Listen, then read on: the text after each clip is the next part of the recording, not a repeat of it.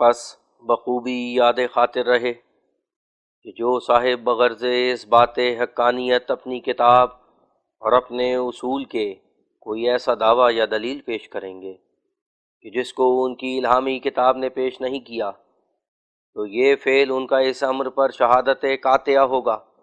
جو کتاب مقبولہ ان کی کہ جس کو وہ الہامی خیال کر رہے ہیں ایفائے مضمون اس شرط سے قاصر ہوگا۔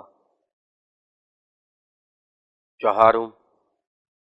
بخدمت جملہ صاحبان یہ بھی عرض ہے کہ یہ کتاب کمال تہذیب اور رعایت آداب سے تصنیف کی گئی ہے، اور اس میں کوئی ایسا لفظ نہیں کہ جس میں کسی بزرگ یا پیشوا کسی فرقے کی کسر شان لازم آوے، اور خود ہم ایسے الفاظ کو صراحتاً یا کنایتاً اختیار کرنا خب سے عظیم سمجھتے ہیں، اور مرتکب ایسے امر کو پرلے درجے کا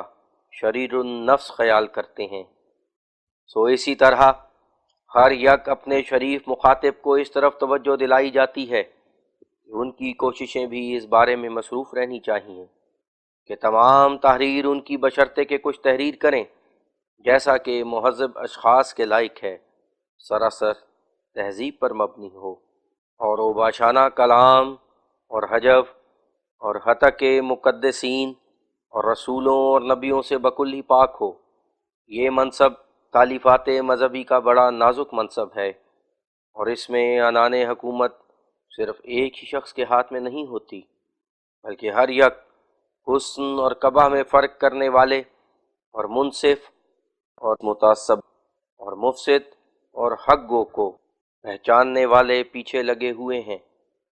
ایسے شریف لوگ ہر یک قوم میں کم و بیش موجود ہوتے ہیں جو مفسدانہ اور غیر مہذب تقریروں کو بالطبع پسند نہیں کرتے، اور مختلف فرقوں کے بزرگ ہادیوں کو بدی اور بے ادبی سے یاد کرنا پرلے درجے کی خباثت اور شرارت سمجھتے ہیں۔ اور فی الواقعہ سچ بھی ہے کہ جن مقدسوں کو خدا نے اپنی خاص مصلحت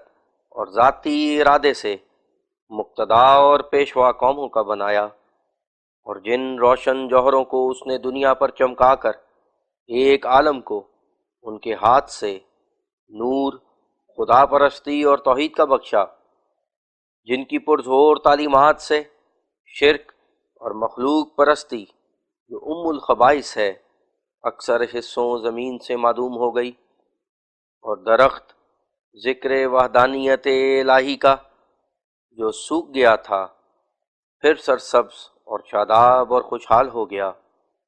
اور عمارت خدا پرستی کی جو گر پڑی تھی پھر اپنے مضبوط چٹان پر بنائی گئی،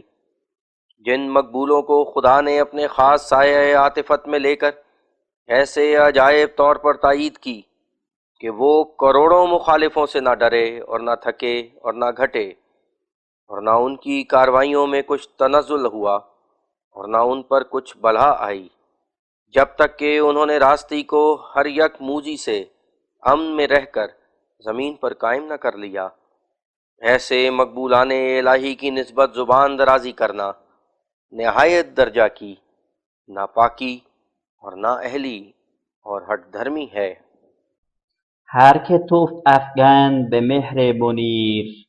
هم برویش فتد تف تحقیر تا قیامت تف است بر رویش قدسیم دورتر ز بدگویش۔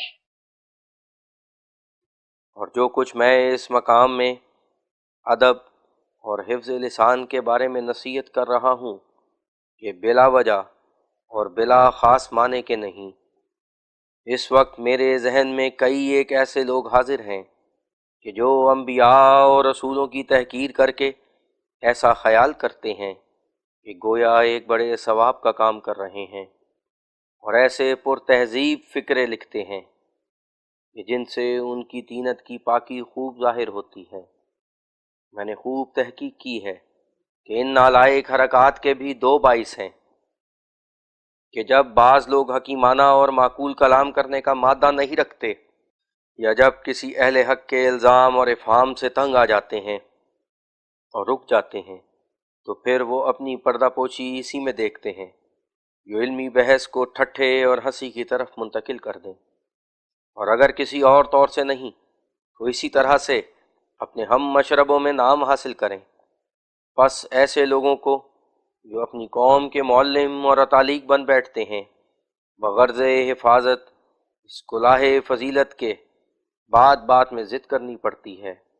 اور عوام لوگوں سے کچھ بڑھ کر مادہ تعصب کا دکھلانا پڑتا ہے۔ اور اگر سچ پوچھو تو ایسوں پر کچھ افسوس بھی نہیں، کیونکہ جہالت اور تعصب نے چاروں طرف سے ان کو گھیرا ہوا ہوتا ہے۔ نہ خدا کا کچھ خوف ہوتا ہے، اور نہ ایمان اور حق اور راستے کی کچھ پرواہ ہوتی ہے، اور جیفائے دنیا پر مرے جاتے ہیں۔ تو پھر جب کہ ان کو خدا سے کچھ غرض ہی نہیں، اور حیا سے اور شرم سے کچھ کام ہی نہیں، اور سچ کا قبول کرنا کسی طور سے منظور ہی نہیں، تو اس حالت میں اگر وہ باشانہ باتیں نہ کریں تو اور کیا کریں؟ اور اگر زبان درازی ظاہر نہ کریں تو ان کے ظرف میں اور کیا ہے جو ظاہر کریں؟ اگر بولیں تو کیا بولیں؟ اگر لکھیں تو کیا لکھیں؟ عیسائیوں میں باستثناء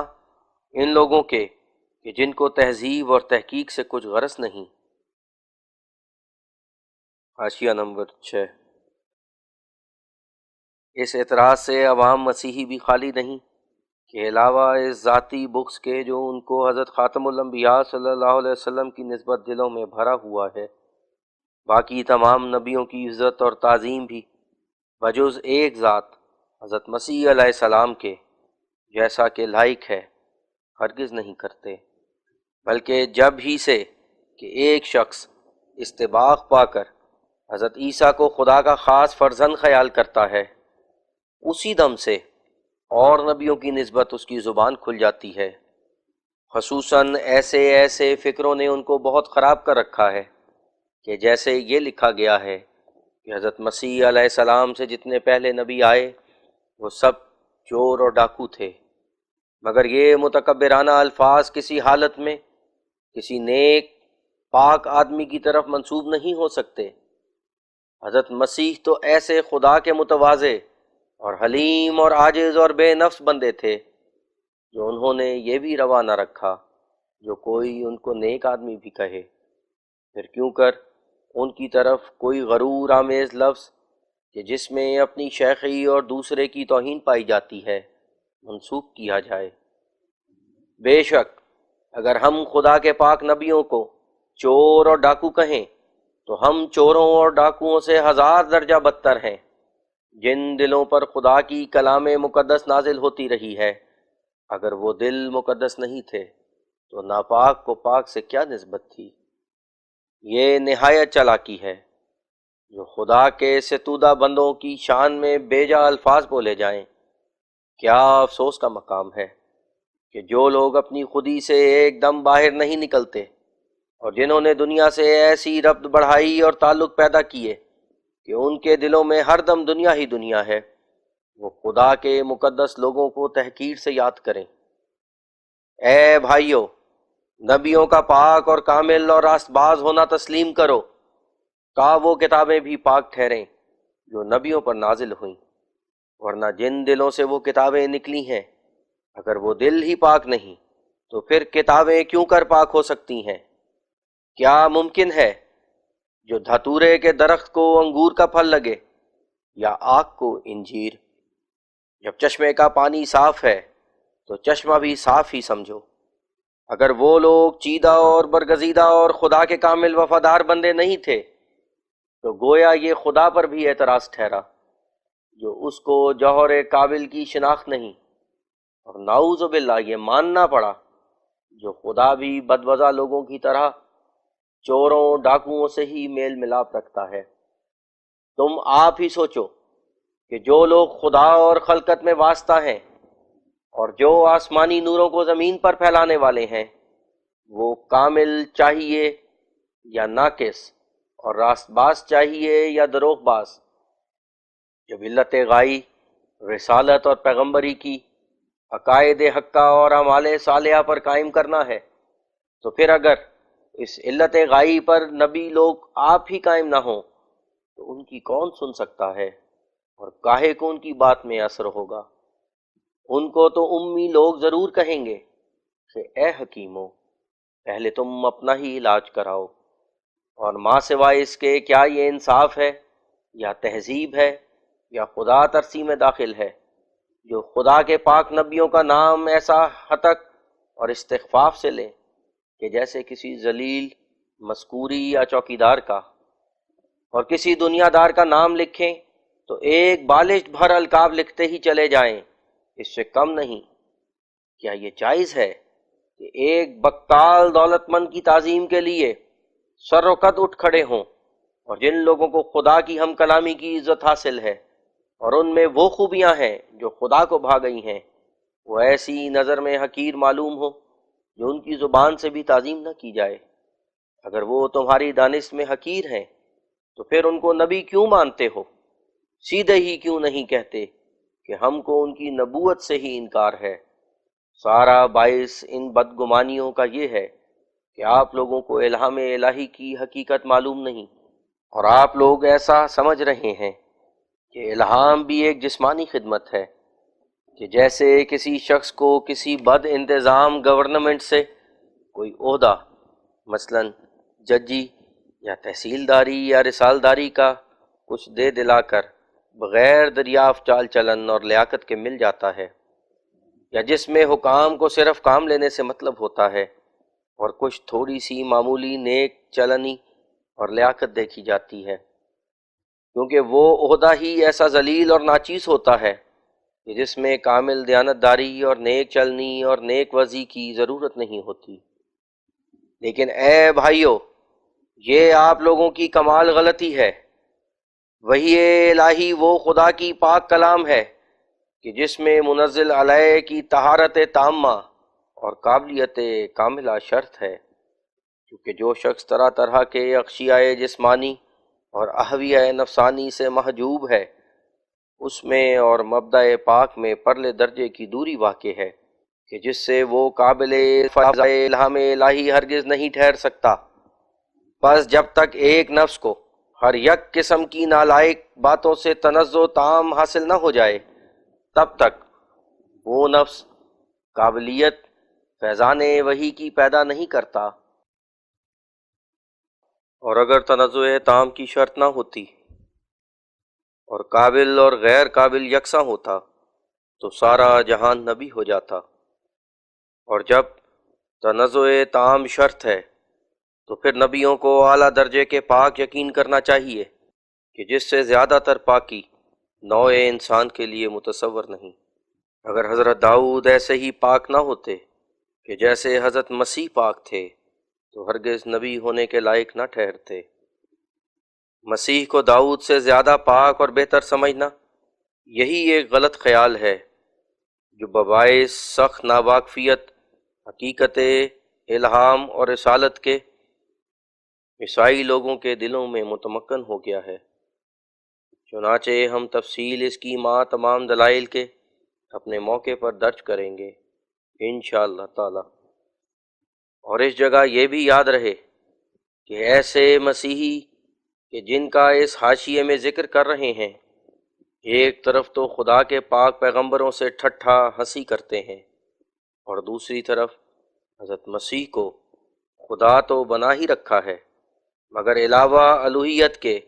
نبوت میں بھی سب نبیوں سے افضل اور اعلیٰ سمجھتے ہیں۔ سو واضح رہے کہ یہ بھی ان کی ایک دوسری غلطی ہے، بلکہ اصل حقیقت یہ ہے کہ سب نبیوں سے افضل وہ نبی ہے کہ جو دنیا کا مربی اعظم ہے، یعنی وہ شخص کہ جس کے ہاتھ سے فساد اعظم دنیا کا اصلاح پذیر ہوا، جس نے توحید گم گشتہ اور ناپدید شدہ کو پھر زمین پر قائم کیا، جس نے تمام مذاہب باطلہ کو حجت اور دلیل سے مغلوب کر کے ہر یک گمراہ کے شبہات مٹھائے، جس نے ہر یک ملحد کے وسواس دور کیے، اور سچا سامان نجات کا کہ جس کے لیے کسی بے گناہ کو پھانسی دینا ضرور نہیں، اور خدا کو اپنی قدیمی اور ازلی جگہ سے کھسکا کر کسی عورت کے پیٹ میں ڈالنا کچھ حاجت نہیں، اصول حقہ کی تعلیم سے اثر نو عطا فرمایا، بس اس دلیل سے کہ اس کا فائدہ اور افاضہ سب سے زیادہ ہے، اس کا درجہ اور رتبہ بھی سب سے زیادہ ہے۔ اب تواریخ بتلاتی ہے، کتاب آسمانی شاہد ہے، اور جن کی آنکھیں ہیں وہ آپ بھی دیکھتے ہیں کہ وہ نبی جو بموجب اس قاعدے کے سب نبیوں سے افضل ٹھہرتا ہے وہ حضرت محمد مصطفیٰ صلی اللہ علیہ وسلم ہیں، جیسا کہ عنقریب اسی کتاب میں یہ ثبوت آفتاب کی طرح روشن ہو جائے گا۔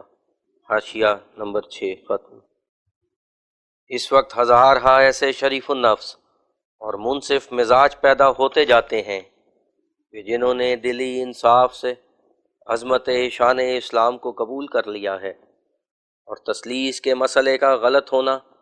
اور بہت سی بدعتوں کا عیسائی مذہب میں مخلوط ہو جانا اپنی تصنیفات میں بڑی شد و مت سے بیان کیا ہے۔ مگر افسوس کہ یہ انصاف ہمارے ہم وطنوں آریہ قوم سے مٹا جاتا ہے۔ اس قوم کو تعصب نے اس قدر گھیرا ہے کہ انبیاء کا ادب سے نام لینا بھی ایک پاپ سمجھتے ہیں، اور تمام انبیاء کی کسر شان کر کے اور سب کو مفتری اور جعل ساز ٹھہرا کر یہ دعویٰ بلا دلیل پیش کرتے ہیں کہ ایک وید ہی خدا کی کلام ہے جو ہمارے بزرگوں پر نازل ہوئی تھی،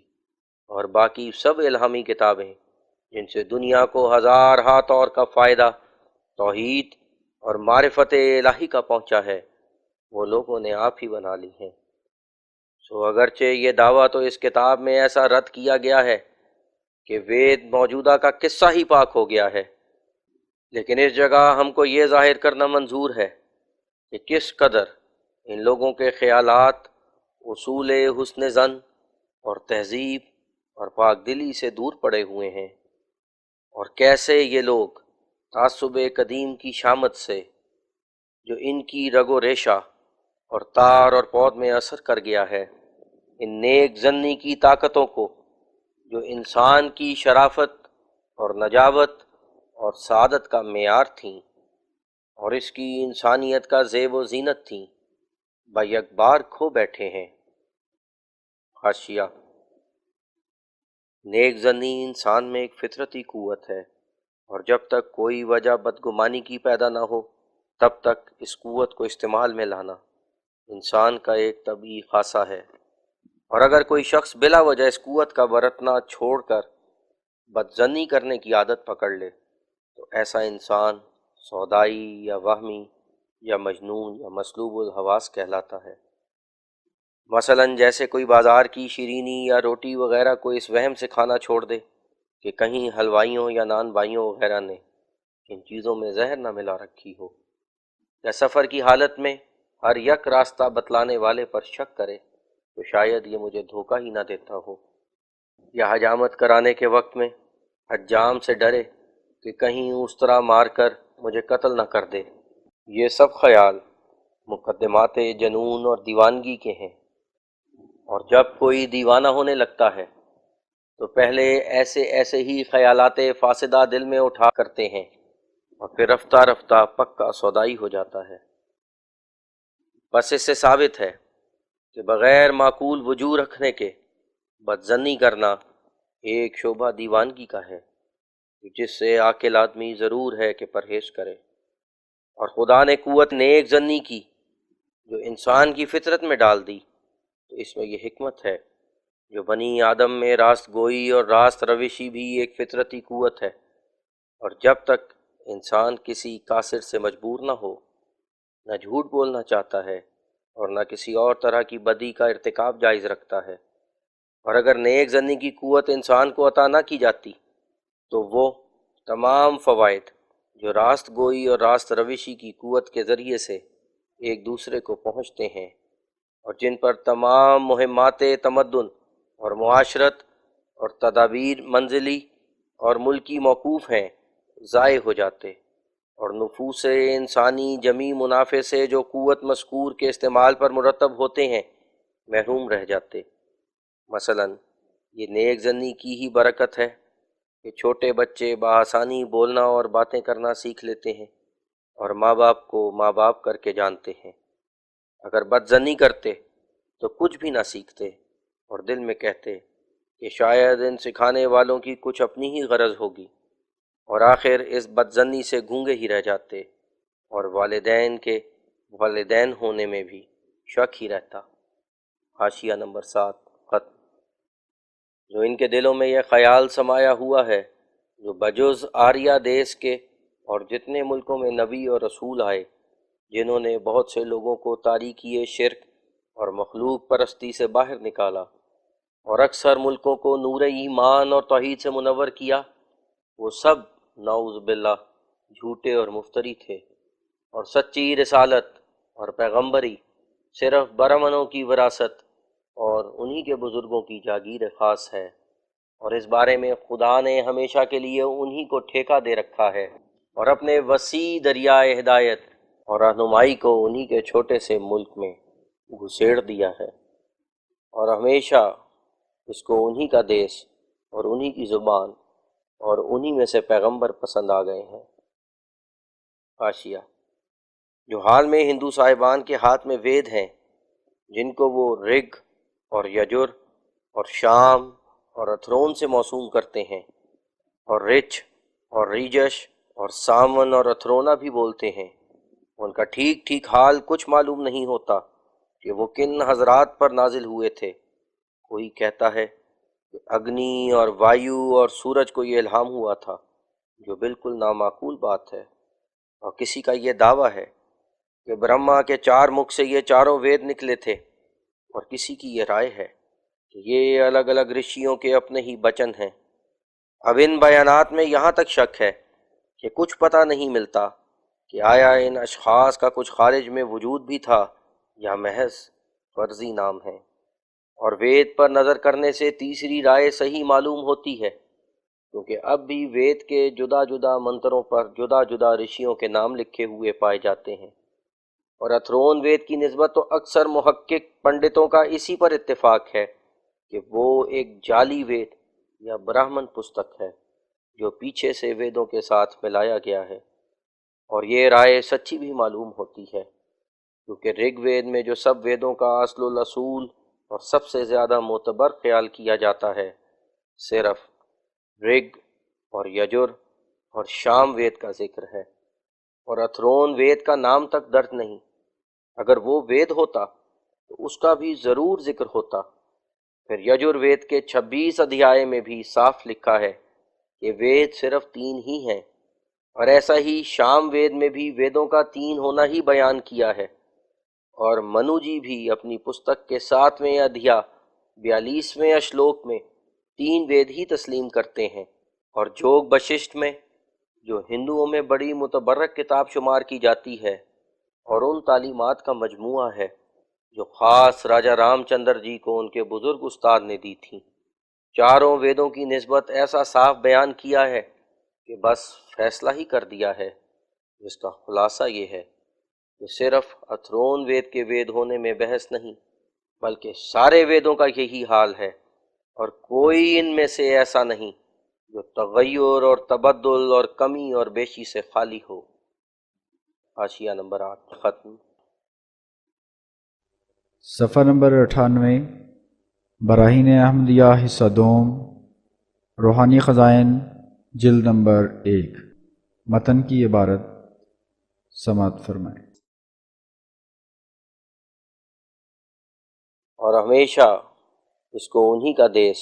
اور انہی کی زبان اور انہی میں سے پیغمبر پسند آ گئے ہیں، اور وہ بھی صرف 3 یا 4 کہ جن سے مسئلہ الہام اور رسالت کا قوانین عامہ قدرتیہ اور عادات قدیمہ الہیہ میں داخل بھی نہیں ہو سکتا، اور امر نبوت اور وحی کا بباعث قلت تعداد الہام یافتہ لوگوں کے ضعیف اور غیر معتبر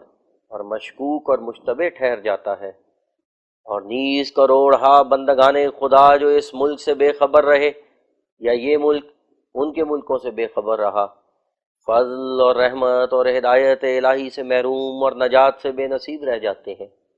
اور پھر طرفہ یہ کہ بموجب خوش عقیدہ آریہ صاحبوں کے وہ 3 یا 4 بھی خدا تعالیٰ کے ارادے اور مصلحت خاص سے منصب نبوت پر معمور نہیں ہوئے، بلکہ خود کسی نامعلوم جنم کے نیک عملوں کے باعث سے اس عہدہ پانے کے مستحق ہو گئے، اور خدا کو بہرحال انہیں پیغمبر بنانا ہی پڑا، اور باقی سب لوگوں کو ہمیشہ کے لیے اس مرتبہ عالیہ سے جواب مل گیا، اور کوئی کسی الزام سے اور کوئی کسی تقصیر سے اور کوئی آریہ قوم اور آریہ دیش سے باہر سکونت رکھنے کے جرم سے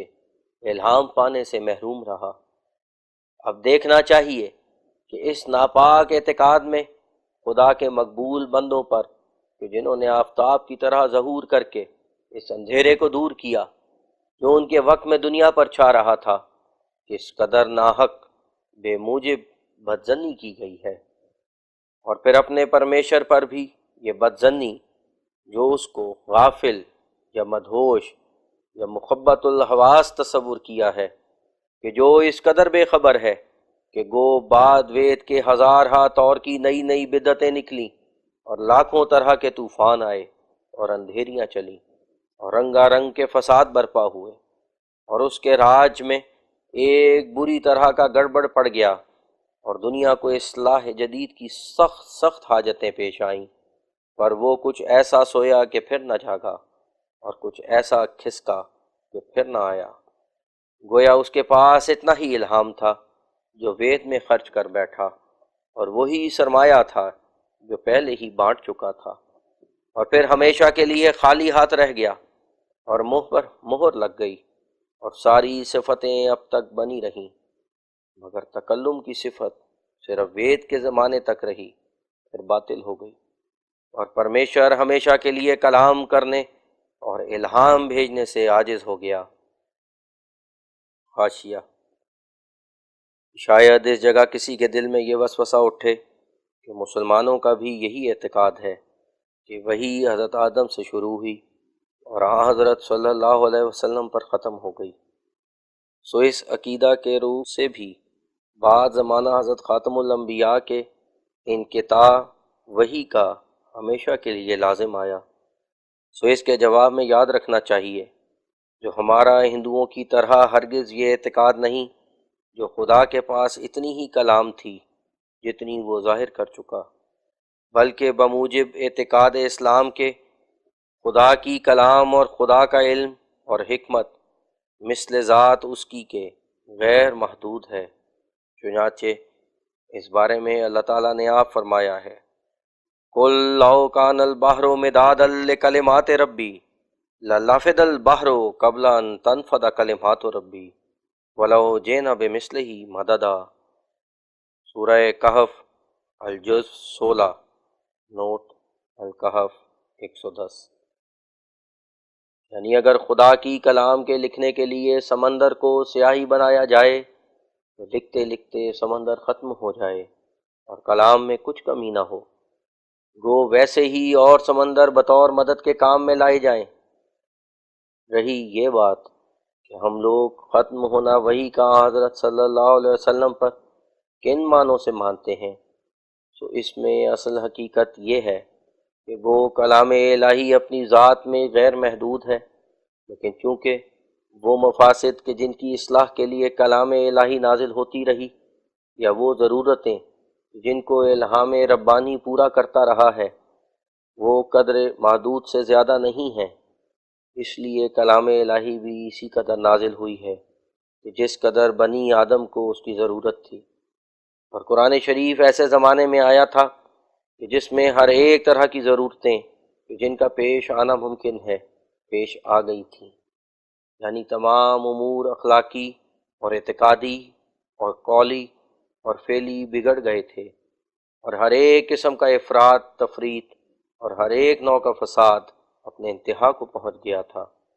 اس لیے قرآن شریف کی تعلیم بھی انتہائی درجے پر نازل ہوئی، بس انہی معنوں سے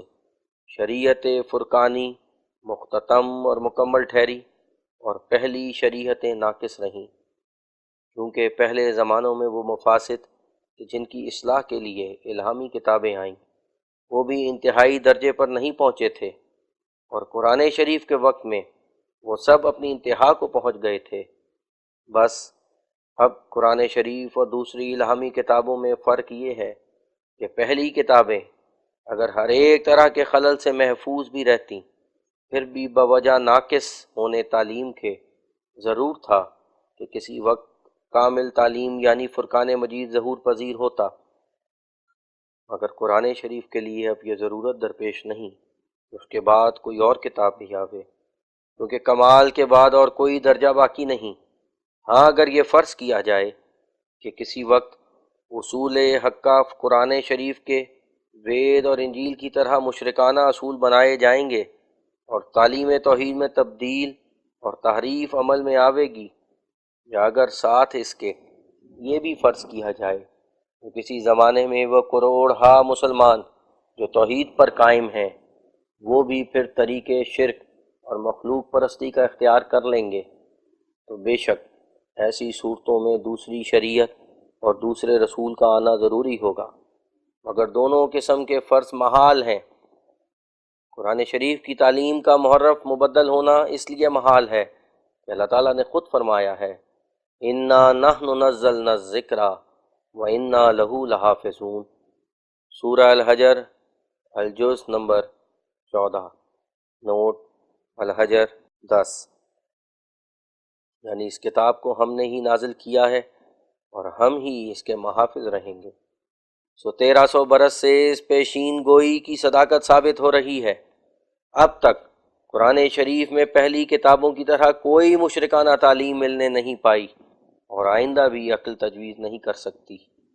اس میں کسی نوع کی مشرکانہ تعلیم مخلوط ہو سکے، کیونکہ لاکھوں مسلمان اس کے حافظ ہیں،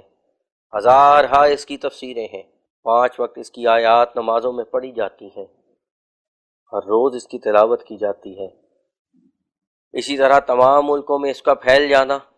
کروڑہا نسخے اس کے دنیا میں موجود ہونا، ہر یک قوم کا اس کی تعلیم سے مطلع ہو جانا، یہ سب امور ایسے ہیں جن کے لحاظ سے عقل اس بات پر قطع واجب کرتی ہے کہ آئندہ بھی کسی نوع کا تغیر اور تبدل قرآن شریف میں واقع ہونا ممتنع اور محال ہے، اور مسلمانوں کا پھر شرک اختیار کرنا اس جہت سے ممتنعات سے ہے کہ خدا تعالیٰ نے اس بارے میں بھی پیشین گوئی کر کے آپ فرما دیا ہے ما یبدئ الباطل وما یعید، سورہ سبا الجز 22۔ یعنی شرک اور مخلوق پرستی جس قدر دور ہو چکی ہے، پھر وہ نہ اپنی کوئی نئی شاخ نکالے گی اور نہ اسی پہلی حالت پر عود کرے گی۔ سو اس پیشین گوئی کی صداقت بھی اظہر من الشمس ہے، کیونکہ باوجود منقضی ہونے زمانہ دراز کے اب تک ان قوموں اور ان ملکوں میں جن سے مخلوق پرستی معدوم کی گئی تھی، پھر شرک اور بت پرستی نے توحید کی جگہ نہیں لی، اور آئندہ بھی عقل اس پیشین گوئی کی سچائی پر کامل یقین رکھتی ہے، کیونکہ جب اوائل ایام میں کہ مسلمانوں کی تعداد بھی قلیل تھی، تعلیم توحید میں کچھ تزلزل واقع نہیں ہوا بلکہ روز بروز ترقی ہوتی گئی، تو اب یہ جماعت اس مواحد قوم کی 20 کروڑ سے بھی کچھ زیادہ ہے، کیوں کر تزلزل ممکن ہے۔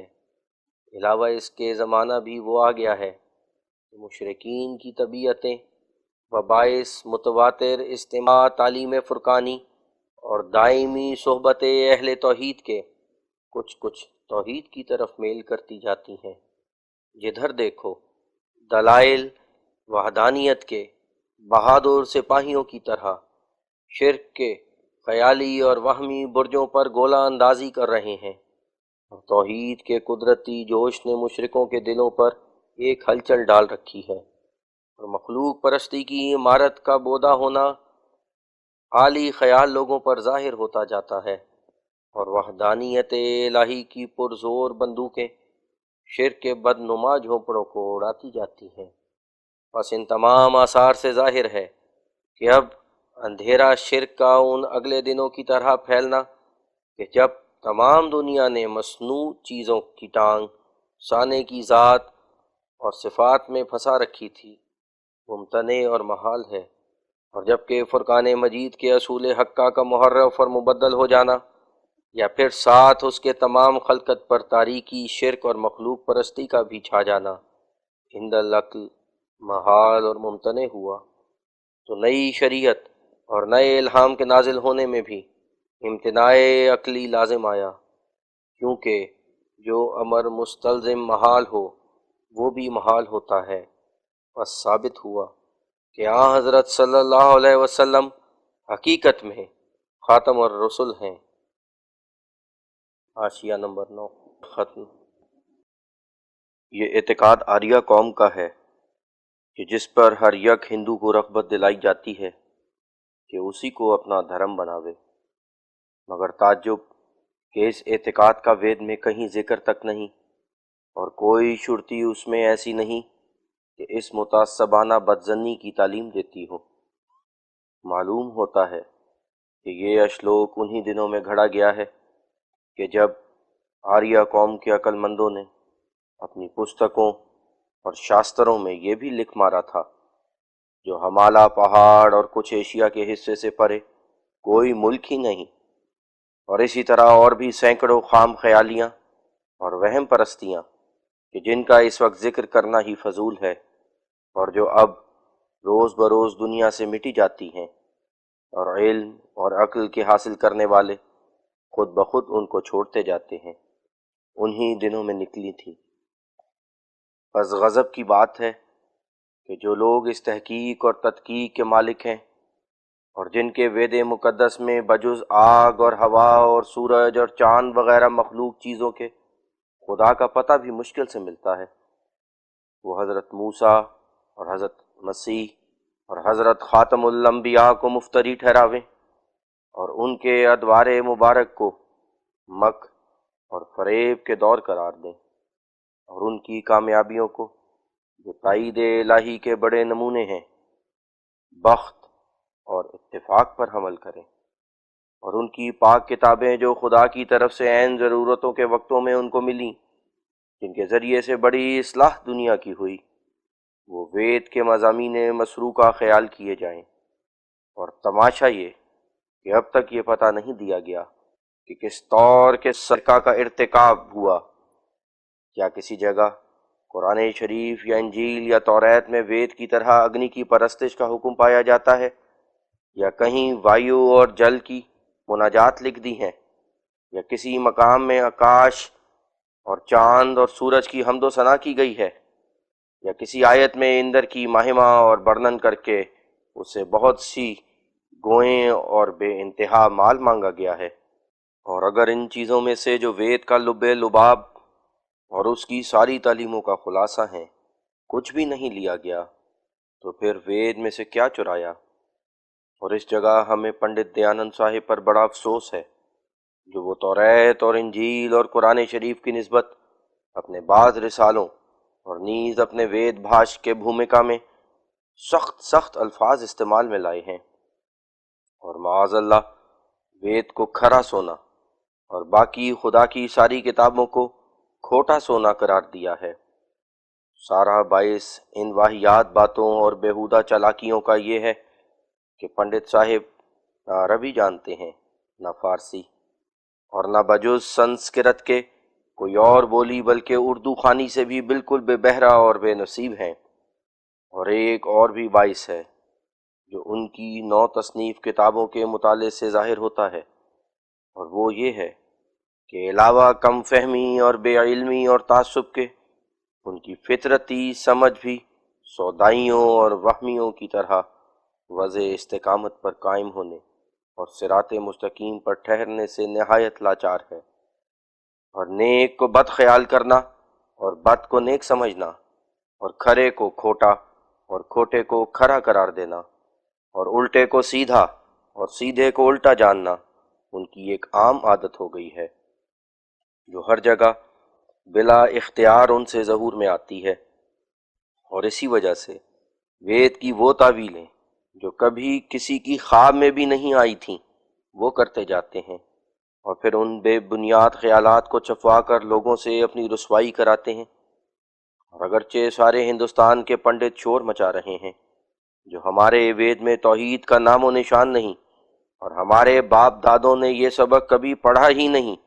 اور وید نے ہم کو کسی جگہ مخلوق پرستی سے منع کیا ہی نہیں، مگر پنڈت جی پھر بھی اپنے خیالی پلاؤ پکانے سے باز نہیں آتے، اور ان سدھا دیوتوں کو جو وید کے متفرق معبود ہیں صرف ایک ہی خدا بنانا چاہتے ہیں کہ تا وید کے الہامی ہونے میں کچھ فرق نہ آ جائے۔ بہرحال جو کچھ انہوں نے وید پر دست درازی کی اور کر رہے ہیں یہ تو ان کا اختیار ہے، مگر قرآن شریف کی نسبت ناحق، ہتک اور توہین کرنا یہ وہ کام ہے کہ جس سے ان کی سخت رسوائی ہوگی۔ چنانچہ اس کتاب کی تصنیف سے وہ دن آ بھی گیا ہے، اور ہمیں معلوم نہیں کہ اب پنڈت صاحب سدھا دلائل حقیت اور افضلیت قرآن شریف کی اور سدھا ادلہ بطلان اصول وید کے کتاب حاضہ سے بذریعہ کسی لکھے پڑھے آدمی کے معلوم کر کے پھر بھی جیتے رہیں گے یا خودکشی کا ارادہ جوش مارے گا۔ کیا غضب کی بات ہے کہ قرآن شریف جیسی اعلیٰ اور افضل اور اتم اور اکمل اور احسن اور اجمل کتاب کی توہین کر کے نہ عاقبت کی ذلت سے ڈرتے ہیں اور نہ اس جہان کے طعن و تشنیع کا کچھ اندیشہ رکھتے ہیں۔ شاید ان کو دونوں عالم کی کچھ پرواہ نہیں رہی۔ اگر خدا کا کچھ خوف نہیں تھا تو بارے دنیا کی ہی رسوائی کا کچھ خوف کرتے، اور اگر شرم اور حیا اٹھ گیا تھا تو کاش لوگوں کے ہی لعن طعن کا اندیشہ باقی رہتا۔ اور اگر پنڈت صاحب کا کچھ مادہ ہی ایسا ہے کہ وہ ناحق خدا کے مقدس رسولوں کی توہین کر کے خوش ہوتے ہیں، اور کچھ خو ہی ایسی ہے کہ سنبھلی نہیں جاتی، تو اس سے بھی وہ خدا کے پاک لوگوں کا کیا بگاڑ سکتے ہیں؟ پہلے اس سے نبیوں کے دشمنوں نے ان روشن چراغوں کے بجھانے کے لیے کیا کیا نہ کیا، اور کون سی تدبیر ہے جو عمل میں نہ لائے، لیکن چونکہ وہ راستی اور صداقت کے درخت تھے اس لیے وہ غیبی مدد سے دم بدم نشو و نما پکڑتے گئے، اور معاندین کی مخالفانہ تدبیروں سے کچھ بھی ان کا نقصان نہ ہوا،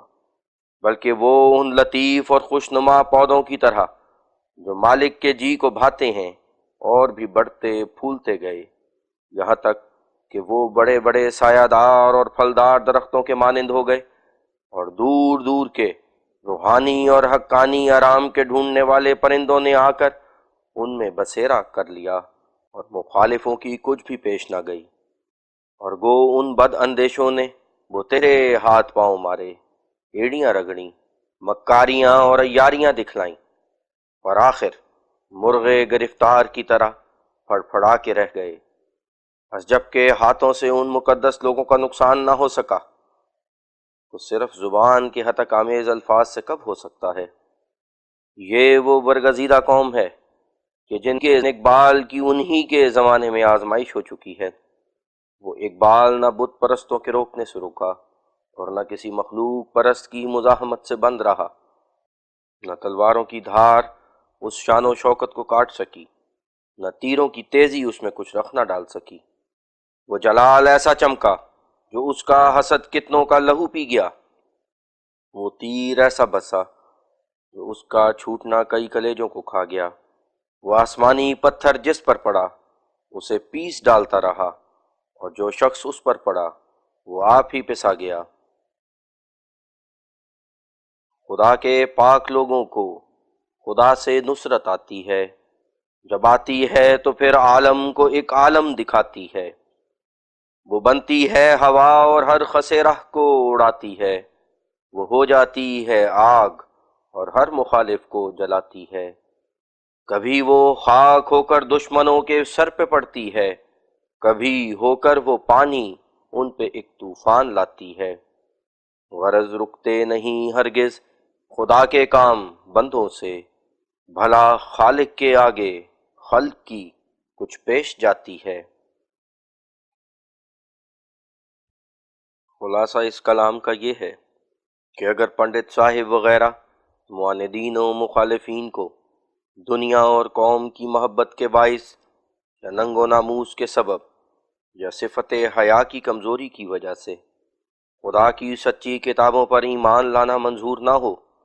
تو خیر یہ ان کی خوشی، مگر ہم ان کو نصیحت کرتے ہیں جو زبان درازیوں سے باز رہیں، جو اس کا انجام اچھا نہیں ہوتا، اور بفرض محال یہ بھی ہم نے تسلیم کیا جو خدا کے پاک پیغمبروں کا صدق ان کی عقل عجیب کے نزدیک ثابت نہیں سہی، مگر پھر بھی وہ شخص کہ جس کے دل میں کچھ خدا کا خوف یا لوگوں کے طعن سے ہی کچھ ڈر ہے، وہ اس بات کو ضرور تسلیم کرے گا کہ صدق کے عدم ثبوت سے کذب کا ثبوت لازم نہیں آتا، کیونکہ مفہوم اس عبارت کا جو زید کا سچا ہونا ثابت نہیں، اس عبارت کے مفہوم سے ہرگز مساوی نہیں ہو سکتا کہ زید کا جھوٹا ہونا ثابت ہے۔ بس جس حالت میں کسی شخص کا کذب ثابت نہیں تو اس پر احکام کذب کے وارد کرنا اور کاذب کاذب کر کے پکارنا حقیقت میں انہی لوگوں کا کام ہے کہ جن کا دھرم اور ایمان اور پرمیشر اور بھگوان صرف جیفائے دنیا کا لالچ یا جاہلانہ ننگ و ناموس یا قوم اور برادری ہے۔ اگر وہ حق کو قبول کریں اور ہر یک نوع کی ضدیت چھوڑ دیں تو پھر ایک غریب درویش کی طرح سب کچھ چھوڑ چھاڑ کر دین الہی میں داخل ہونا پڑے، تو پھر پنڈت جی اور گرو جی اور سوامی جی ان کو کون کہے؟ بس اگر ایسے لوگ حق اور راستی کے مزاحم نہ ہوں تو اور کون ہوں، اور اگر ان کا غضب اور غصہ نہ بھڑکے تو اور کس کا بھڑکے؟ ان کو تو اسلام کی عزت ماننے سے اپنی عزت میں فرق آتا ہے، طرح طرح کی وجوہ معاش بند ہوتی ہیں، تو پھر کیوں کر ایک اسلام کو قبول کر کے ہزار آفت خرید لیں۔ یہی وجہ ہے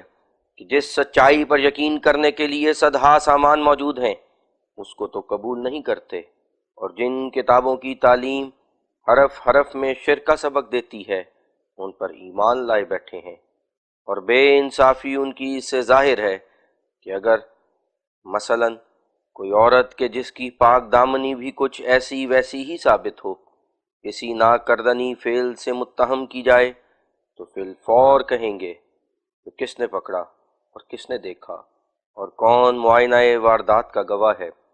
مگر ان مقدسوں کی نسبت کہ جن کی راست بازی پر نہ ایک نہ دو بلکہ کروڑہا آدمی گواہی دیتے چلے آئے ہیں بغیر ثبوت معتبر اس امر کے کہ کسی کے سامنے انہوں نے مسودہ افتراء کا بنایا یا اس منصوبے میں کسی دوسرے سے مشورہ لیا یا وہ راز کسی شخص کو اپنے نوکروں یا دوستوں یا عورتوں میں سے بتلایا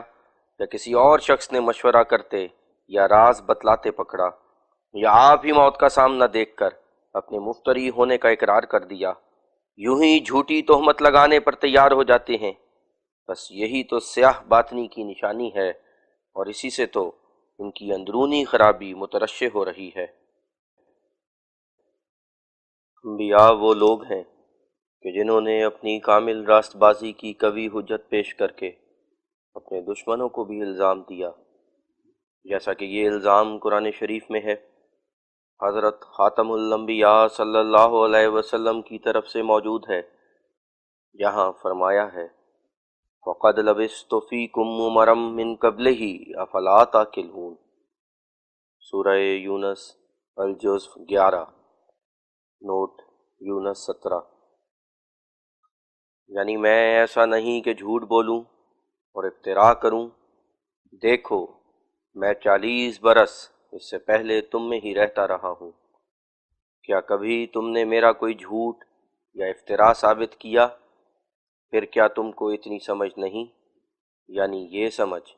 کہ جس نے کبھی آج تک کسی قسم کا جھوٹ نہیں بولا وہ اب خدا پر کیوں جھوٹ بولنے لگا؟ غرض انبیاء کے واقعات عمری اور ان کی سلامت روشی ایسی بدیہی اور ثابت ہے کہ اگر سب باتوں کو چھوڑ کر ان کے واقعات کو ہی دیکھا جائے تو ان کی صداقت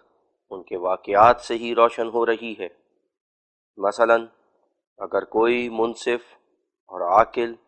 ان تمام براہین اور دلائل صدق نبوت حضرت خاتم الانبیاء صلی اللہ علیہ وسلم سے جو اس کتاب میں لکھی جائیں گی قطع نظر کر کے محض ان کے حالات پر ہی غور کرے تو بلا شبہ انہیں حالات پر غور کرنے سے ان کے نبی صادق ہونے پر دل سے یقین کرے گا۔ اور کیوں کر یقین نہ کرے؟ وہ واقعات ہی ایسے کمال سچائی اور صفائی سے معطر ہیں کہ حق کے طالبوں کے دل بلا اختیار ان کی طرف کھینچے جاتے ہیں۔ خیال کرنا چاہیے کہ کس استقلال سے حضرت صلی اللہ علیہ وسلم اپنے دعوی نبوت پر باوجود پیدا ہو جانے ہزاروں خطرات اور کھڑے ہو جانے لاکھوں معاندوں اور مزاحموں اور ڈرانے والوں کے اول سے اخیر دم تک ثابت اور قائم رہے۔ برسوں تک وہ مصیبتیں دیکھیں اور وہ دکھ اٹھانے پڑے جو کامیابی سے بکلی مایوس کرتے تھے اور روز بروز بڑھتے جاتے تھے، کہ جن پر صبر کرنے سے کسی دنیاوی مقصد کا حاصل ہو جانا وہم بھی نہیں گزرتا تھا، بلکہ نبوت کا دعویٰ کرنے سے از دست اپنی پہلی جمعیت کو بھی کھو بیٹھے اور ایک بات کہہ کر لاکھ تفرقہ خرید لیا اور ہزاروں بلاؤں کو اپنے سر پر بلا لیا۔ وطن سے نکالے گئے، قتل کے لیے تعقب کیے گئے، گھر اور اسباب تباہ اور برباد ہو گیا، بارہا زہر دی گئی، اور جو خیر خواہ تھے وہ بدخواہ بن گئے، اور جو دوست تھے وہ دشمنی کرنے لگے، اور ایک زمانہ دراز تک وہ تلخیاں اٹھانی پڑیں کہ جن پر ثابت قدمی سے ٹھہرے رہنا کسی فریبی اور مکار کا کام نہیں۔ اور پھر جب مدت مدید کے بعد غلبہ اسلام کا ہوا تو ان دولت اور اقبال کے دنوں میں کوئی خزانہ اکٹھا نہ کیا، کوئی عمارت نہ بنائی، کوئی بارگاہ تیار نہ ہوئی، کوئی سامان شاہانہ عیش و عشرت کا تجویز نہ کیا گیا، کوئی اور ذاتی نفع نہ اٹھایا، بلکہ جو کچھ آیا وہ سب یتیموں اور مسکینوں اور بیوہ عورتوں اور مقروضوں کی خبرگیری میں خرچ ہوتا رہا، اور کبھی ایک وقت بھی سیر ہو کر نہ کھایا۔ اور پھر صاف گوئی اس قدر کہ توحید کا باز کر کے سب قوموں اور سارے فرقوں اور تمام جہان کے لوگوں کو جو شرک میں ڈوبے ہوئے تھے مخالف بنا لیا، جو اپنے اور خویش تھے ان کو بت پرستی سے منع کر کے سب سے پہلے دشمن بنایا۔ یہودیوں سے بھی بات بگاڑ لی، کیونکہ ان کو طرح طرح کی مخلوق پرستی اور پیر پرستی اور بد اعمالیوں سے روکا۔ حضرت مسیح کی تکذیب اور توہین سے منع کیا، جس سے ان کا نہایت دل جل گیا اور سخت عداوت پر آمادہ ہو گئے اور ہر دم قتل کر دینے کی گھات میں رہنے لگے۔ اسی طرح عیسائیوں کو بھی خفا کر دیا گیا، کیونکہ جیسا کہ ان کا اعتقاد تھا، حضرت عیسیٰ کو نہ خدا کا بیٹا قرار دیا اور نہ ان کو پھانسی مل کر دوسروں کو بچانے والا تسلیم کیا۔ آتش پرست اور ستارہ پرست بھی ناراض ہو گئے، کیونکہ ان کو بھی ان کے دیوتوں کی پرستش سے ممانعت کی گئی اور مدار نجات کا صرف توحید ٹھہرائی گئی۔ اب جائے انصاف ہے کہ کیا دنیا حاصل کرنے کی یہی تدبیر تھی کہ ہر یک فرقے کو ایسی صاف اور دل آزار باتیں سنائی گئیں کہ جس سے سب نے مخالفت پر کمر باندھ لی اور سب کے دل ٹوٹ گئے، اور قبل اس کے کہ اپنی کچھ ذرا بھی جمعیت بنی ہوتی یا کسی کا حملہ روکنے کے لیے کچھ طاقت بہم پہنچ جاتی، سب کی طبیعت کو ایسا اشتعال دے دیا کہ جس سے وہ خون کرنے کے پیاسے ہو گئے۔ زمانہ سازی کی تدبیر تو یہ تھی کہ جیسا بعضوں کو جھوٹا کہا تھا ویسا ہی بعضوں کو سچا بھی کہا جاتا، تا اگر بعض مخالف ہوتے تو بعض موافق بھی رہتے۔ بلکہ اگر عربوں کو کہا جاتا کہ تمہارے ہی لات و عزیٰ سچے ہیں تو وہ تو اسی دم قدموں میں گر پڑتے اور جو چاہتے ان سے کراتے، کیونکہ وہ سب خویش اور اقارب اور حمیت قومی میں بے مثل تھے اور ساری بات مانی منائی تھی، صرف تعلیم بت پرستی سے خوش ہو جاتے اور بدل و جان اطاعت اختیار کرتے۔ لیکن سوچنا چاہیے کہ حضرت صلی اللہ علیہ وسلم کا یک لخت ہر یک خویش و بیگانہ سے بگاڑ لینا، اور صرف توحید کو جو ان دنوں میں اس سے زیادہ دنیا کے لیے کوئی نفرتی چیز نہ تھی، اب جس کے باعث سے صدہا مشکلیں پڑتی جاتی تھیں بلکہ جان سے مارے جانا نظر آتا تھا، مضبوط پکڑ لینا، یہ کس مصلحت دنیاوی کا تقاضا تھا؟ اور جبکہ پہلے اسی کے باعث سے اپنی تمام دنیا اور جمعیت برباد کر چکے تھے، تو پھر اسی بلا انگیز اعتقاد پر اصرار کرنے سے کہ جس کو ظاہر کرتے ہی نو مسلمانوں کو قید اور زنجیر اور سخت سخت ماریں نصیب ہوئیں، کس مقصد کا حاصل کرنا مراد تھا؟ کیا دنیا کمانے کے لیے یہی ڈھنگ تھا کہ ہر یک کو کلمہ تلخ جو اس کی طبع اور عادت اور مرضی اور اعتقاد کے برخلاف تھا سنا کر سب کو ایک دم کے دم میں جانی دشمن بنا دیا، اور کسی ایک آدھ قوم سے بھی پیوند نہ رکھا؟ جو لوگ طامع اور مکار ہوتے ہیں، کیا وہ ایسی ہی تدبیریں کیا کرتے ہیں کہ جس سے دوست بھی دشمن ہو جائیں؟ جو لوگ کسی مکر سے دنیا کو کمانا چاہتے ہیں، کیا ان کا یہی اصول ہوا کرتا ہے کہ بیک بارگی ساری دنیا کو عداوت کرنے کا جوش دلاویں اور اپنی جان کو ہر وقت کی فکر میں ڈال لیں؟ وہ تو اپنا مطلب سادھنے کے لیے سب سے صلح کاری اختیار کرتے ہیں اور ہر یک فرقے کو سچائی کا ہی سرٹیفکیٹ دیتے ہیں۔ خدا کے لیے یک رنگ ہو جانا ان کی عادت کہاں ہوا کرتی ہے؟ خدا کی وحدانیت اور عظمت کا کب وہ کچھ دھیان رکھا کرتے ہیں؟ ان کو اس سے غرض کیا ہوتی ہے کہ ناحق خدا کے لیے دکھ اٹھاتے پھریں؟ وہ تو صیاد کی طرح وہیں دام بچھاتے ہیں کہ جو شکار مارنے کا بہت آسان راستہ ہوتا ہے، اور وہی طریق اختیار کرتے ہیں کہ جس میں محنت کم اور فائدہ دنیا کا بہت زیادہ ہو۔ نفاق ان کا پیشہ اور خوشامد ان کی سیرت ہوتی ہے۔ سب سے میٹھی میٹھی باتیں کرنا اور ہر ایک چور اور سعد سے برابر رابطہ رکھنا ان کا ایک خاص اصول ہوتا ہے۔ مسلمانوں سے اللہ اللہ اور ہندوؤں سے رام رام کہنے کو ہر وقت مستعد رہتے ہیں، اور ہر ایک مجلس میں ہاں سے ہاں اور نہیں سے نہیں ملاتے رہتے ہیں، اور اگر کوئی میر مجلس دن کو رات کہے تو چاند اور گیٹیاں دکھلانے کو بھی تیار ہو جاتے ہیں۔ ان کو خدا سے کیا تعلق اور اس کے ساتھ وفاداری کرنے سے کیا واسطہ، اور اپنی خوش باش جان کو مفت میں ادھر ادھر کا غم لگا لینا انہیں کیا ضرورت؟ استاد نے ان کو سبق ہی ایک پڑھایا ہوا ہوتا ہے کہ ہر ایک کو یہی بات کہنا چاہیے کہ جو تیرا راستہ ہے وہی سیدھا ہے، اور جو تیری رائے ہے وہی درست ہے، اور جو تو نے سمجھا ہے وہی ٹھیک ہے۔ غرض ان کی راست اور ناراست اور حق اور باطل اور نیک اور بد پر کچھ نظر ہی نہیں ہوتی، بلکہ جس کے ہاتھ سے ان کا کچھ منہ میٹھا ہو جائے وہی ان کے حساب میں بھگت اور سدھ اور جینٹل مین ہوتا ہے، اور جس کی تعریف سے کچھ پیٹ کا دوزخ بھرتا نظر آوے اسی کو مکتی پانے والا اور سرگ کا وارث اور حیات ابدی کا مالک بنا دیتے ہیں۔ لیکن واقعات حضرت خاتم الانبیاء صلی اللہ علیہ وسلم پر نظر کرنے سے یہ بات نہایت واضح اور نمایاں اور روشن ہے کہ ہاں حضرت اعلیٰ درجے کے یک رنگ اور صاف باطن اور خدا کے لیے جانباز اور خلقت کے بیم و امید سے بالکل منہ پھیرنے والے اور محض خدا پر توکل کرنے والے تھے، کہ جنہوں نے خدا کی خواہش اور مرضی میں محو اور فنا ہو کر اس بات کی کچھ بھی پرواہ نہ کی کہ توحید کی منادی کرنے سے کیا کیا بلا میرے سر پر آوے گی، اور مشرکوں کے ہاتھ سے کیا کچھ دکھ اور درد اٹھانا ہوگا، بلکہ تمام شدتوں اور سختیوں اور مشکلوں کو اپنے نفس پر گوارا کر کے اپنے مولا کا حکم بجا لائے، اور جو شرط مجاہدہ اور وعظ اور نصیحت کی ہوتی ہے وہ سب پوری کی، اور کسی ڈرانے والے کو کچھ حقیقت نہ سمجھا۔ ہم سچ سچ کہتے ہیں کہ تمام نبیوں کے واقعات میں ایسے مواضعات خطرات اور پھر کوئی ایسا خدا پر توکل کر کے کھلا کھلے شرک اور مخلوق پرستی سے منع کرنے والا اور اس قدر دشمن اور پھر کوئی ایسا ثابت قدم اور استقلال کرنے والا ایک بھی ثابت نہیں۔ بس ذرا ایمانداری سے سوچنا چاہیے کہ یہ سب حالات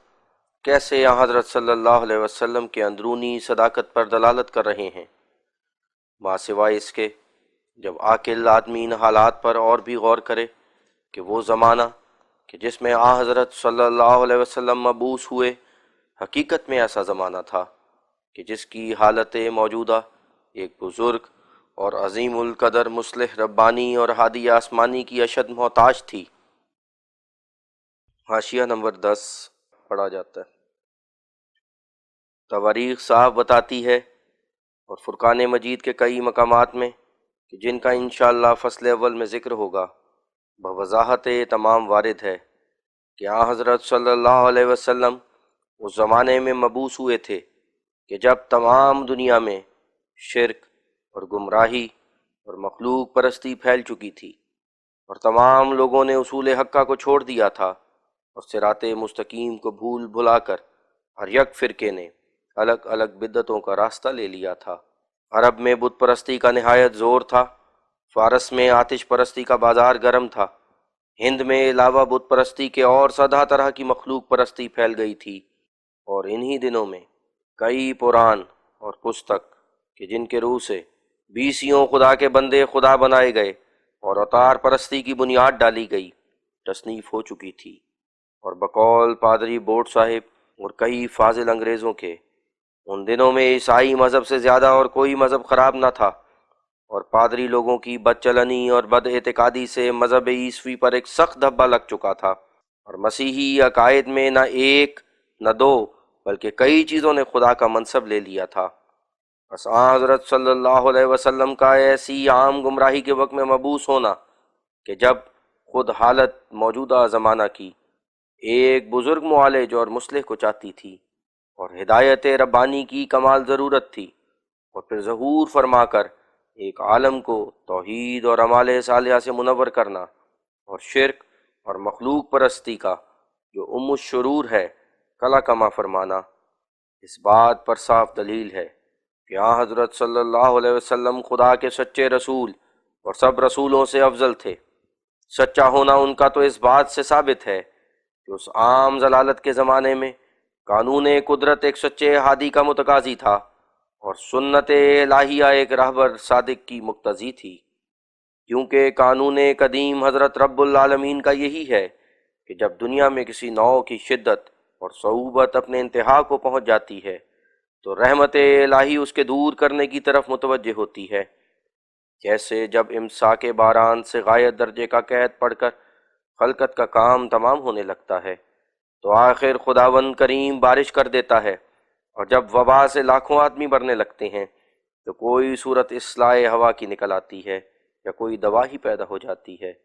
اور جب کسی ظالم کے پنجے میں کوئی قوم گرفتار ہوتی ہے تو آخر کوئی عادل اور فریاد رس پیدا ہو جاتا ہے۔ بس ایسا ہی جب لوگ خدا کا راستہ بھول جاتے ہیں اور توحید اور حق پرستی کو چھوڑ دیتے ہیں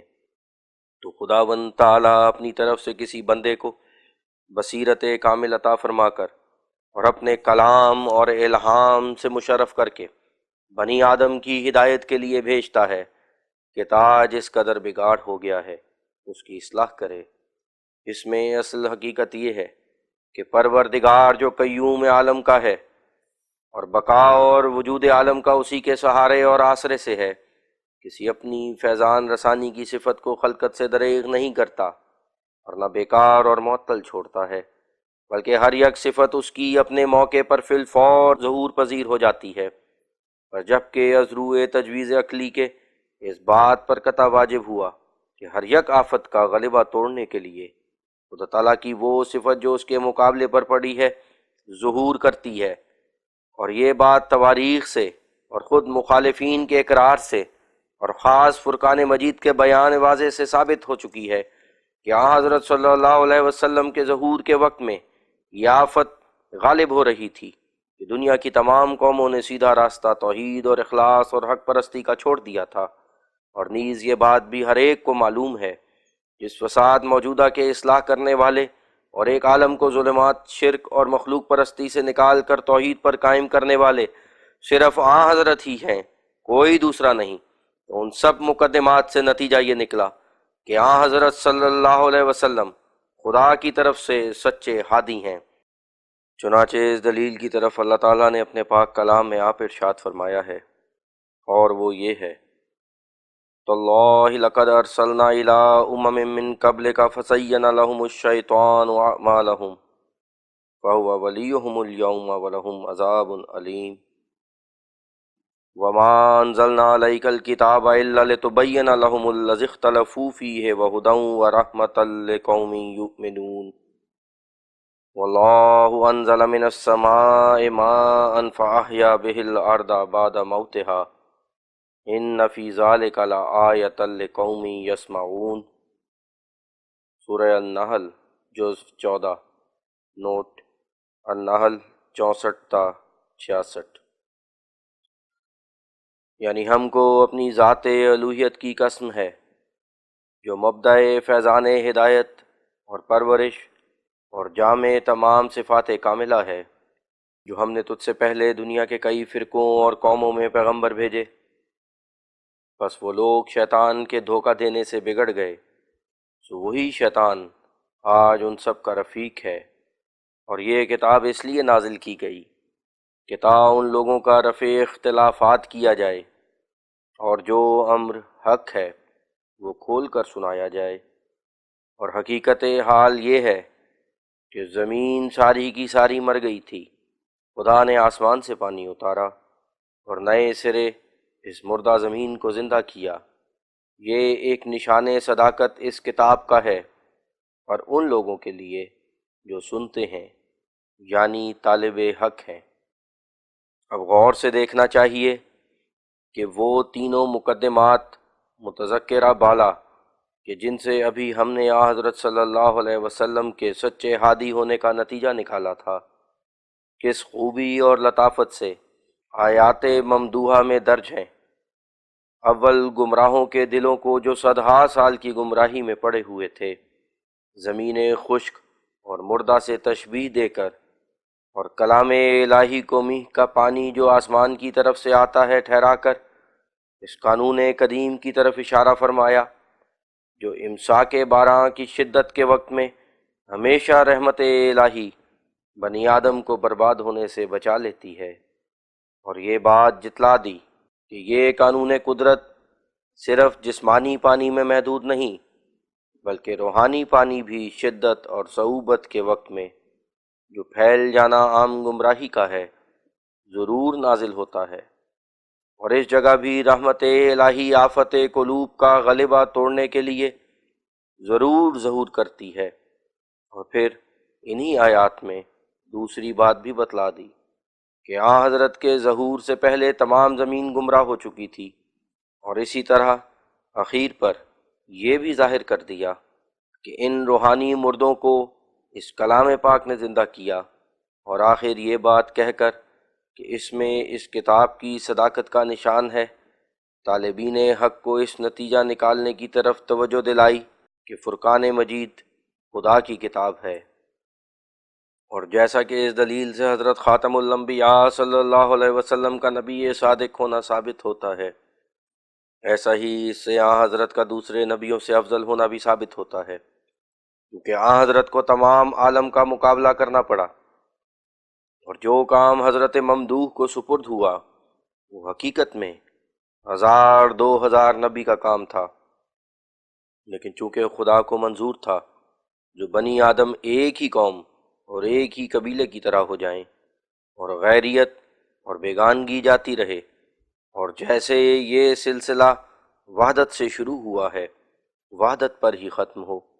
اس لیے اس نے آخری ہدایت کو تمام دنیا کے لیے مشترک بھیجا۔ اور اس وقت زمانہ بھی وہ آ پہنچا تھا کہ بباعث کھل جانے راستوں اور مطلع ہونے ایک قوم کے دوسری قوم سے اور ایک ملک کے دوسرے ملک کے اتحاد سلسلہ نوعی کی کاروائی شروع ہو گئی تھی، اور بوجہ میل ملاپ دائمی کے خیالات بعض ملکوں کے بعض ملکوں میں اثر کرنے لگے تھے، چنانچہ یہ کاروائی اب تک ترقی پر ہے، اور سارے سامان جیسے ریل، تار اور جہاز وغیرہ ایسے ہی دن بدن نکلتے آتے ہیں کہ جن سے یقیناً یہ معلوم ہوتا ہے کہ اس قادر مطلق کا یہی ارادہ ہے کہ کسی دن تمام دنیا کو ایک قوم کی طرح بنا دے۔ بہرحال پہلے نبیوں کی محدود کوشش تھی، کیونکہ ان کی رسالت بھی ایک قوم میں محدود ہوتی تھی، اور حضرت کی غیر محدود اور وسیع کوشش تھی، کیونکہ ان کی رسالت عام تھی۔ یہی وجہ ہے جو فرقان مجید میں دنیا کے تمام مذاہب باطلہ کا رد موجود ہے، اور انجیل میں صرف یہودیوں کی بد چلنی کا ذکر ہے۔ بس حضرت کا دوسرے نبیوں سے افضل ہونا ایسی غیر محدود کوشش سے ثابت ہے، ما سوا اس کے یہ بات اجلا بدیہات ہے کہ شرک اور مخلوق پرستی کو دور کرنا اور وحدانیت اور جلال الہی کو دلوں پر جمانا سب نیکیوں سے افضل اور اعلیٰ نیکی ہے۔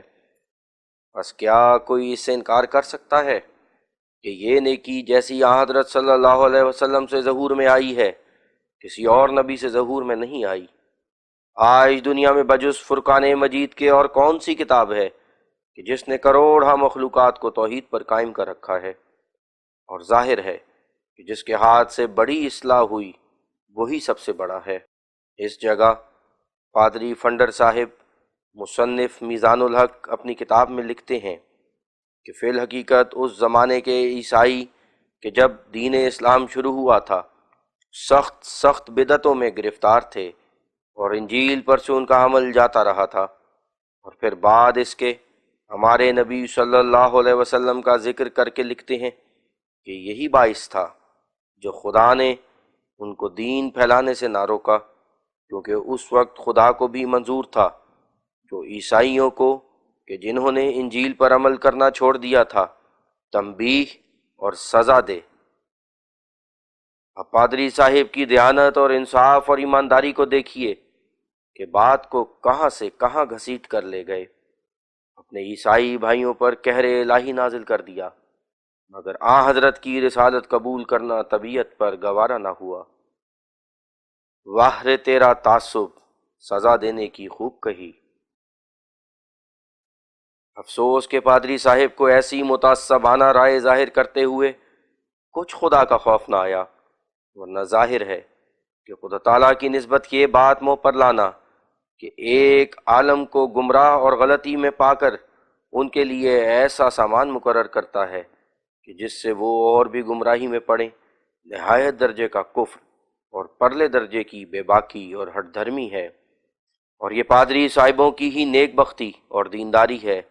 کہ حضرت کی عداوت کے لیے خدا کو بھی ہادی ہونے کی صفت سے جواب دیتے ہیں، ورنہ کون عاقل اور ایماندار اس فعل کو خدا کی طرف نسبت دے سکتا ہے کہ خدا کو اس زمانے میں کہ جب گمراہی اور بد اعتقادی کمال کو پہنچ گئی تھی اور لوگ سراسر شرک اور مخلوق پرستی میں ڈوب گئے تھے، یہی تدبیر سوجی اور یہی علاج دل کو پسند آیا جو بقول پادری صاحب خلقت کو پہلے سے بھی بدتر کر دے اور بجائے پیدا کرنے ایک مصلح کے ایسے شخص کو خلقت پر مسلط کر دے جو بازوم پادریوں کے رہی صحیح صلاحیت کو بھی دور کر کے یعنی خدا کو لہو اور گندگی میں گھس آنے سے پاک سمجھے اور تولد اور موت اور فوت اور درد اور دکھ سے منزہ قرار دے۔ کیا کسی کے خیال میں آ سکتا ہے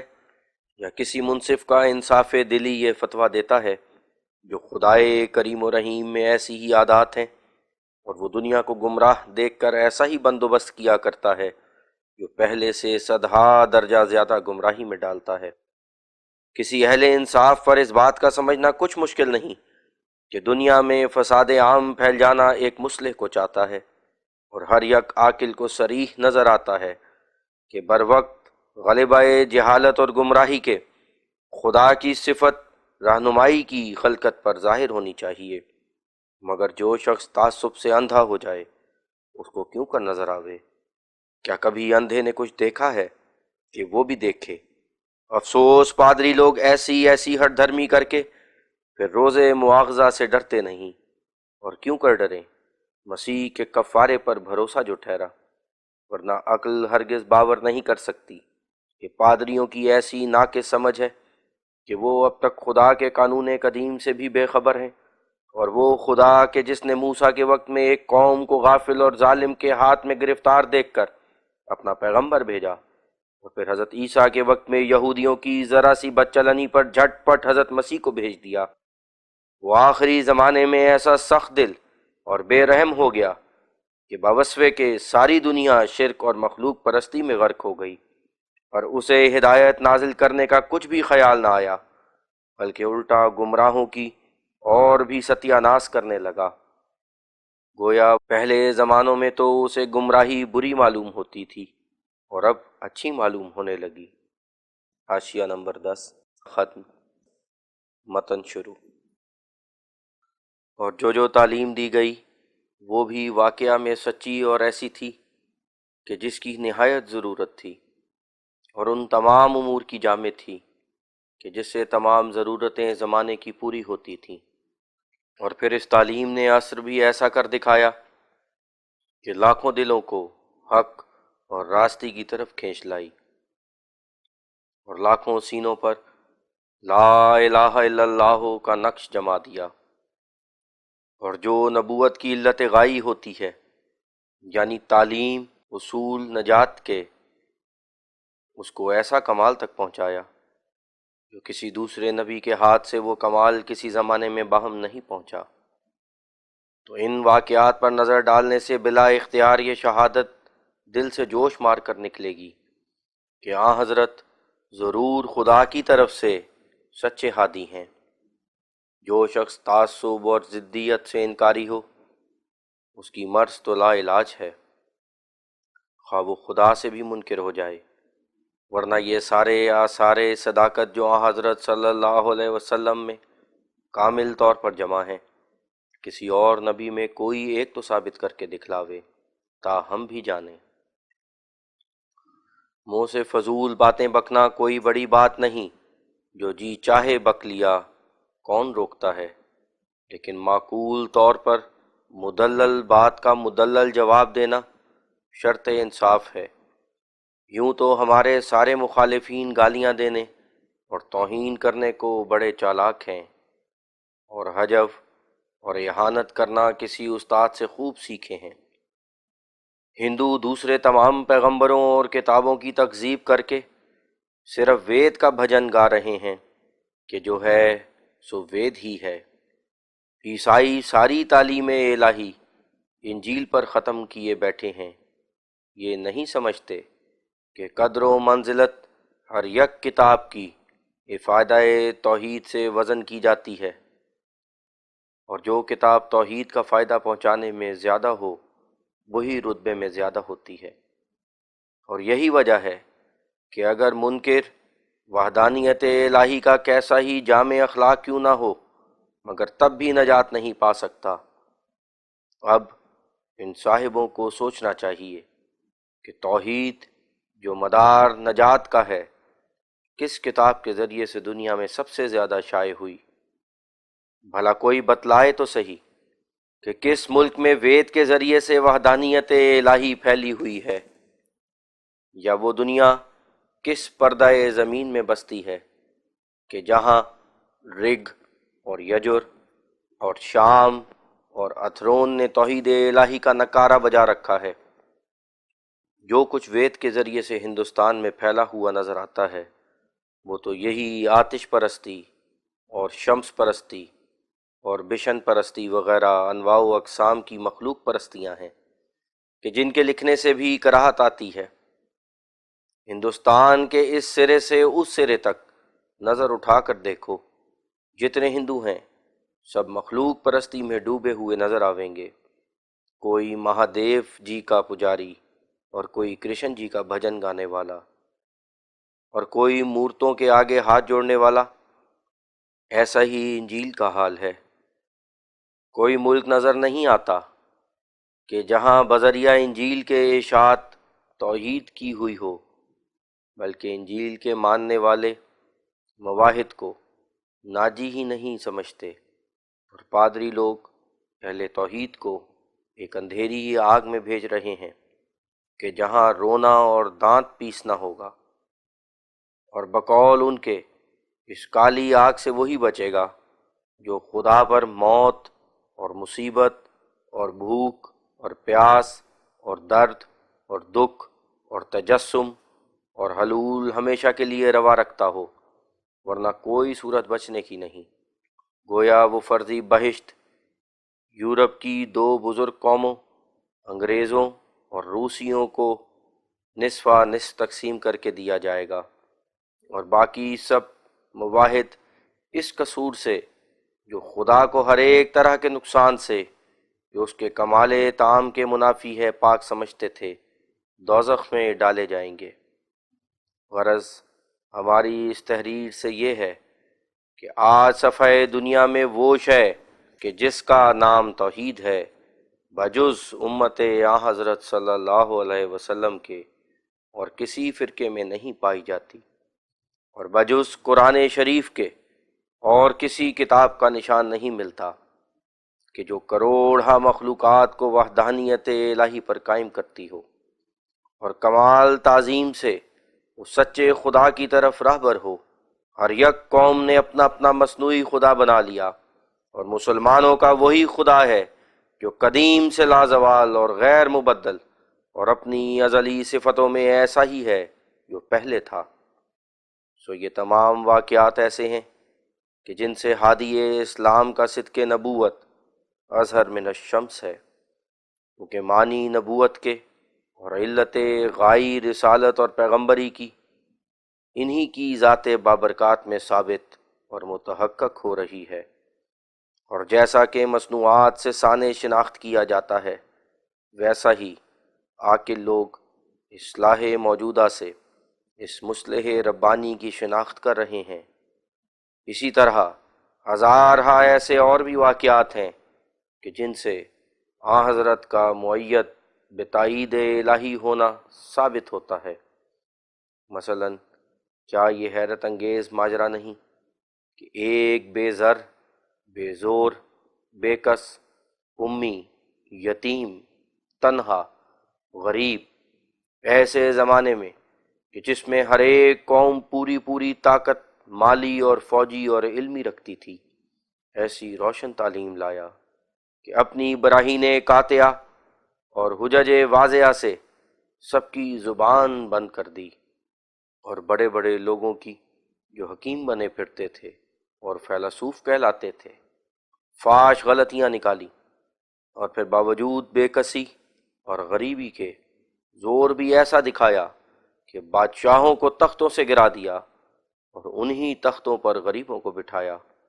اگر یہ خدا کی تائید نہیں تھی تو اور کیا تھی؟ کیا تمام دنیا پر عقل اور علم اور طاقت اور زور میں غالب آ جانا بغیر تائید الہی کے بھی ہوا کرتا ہے؟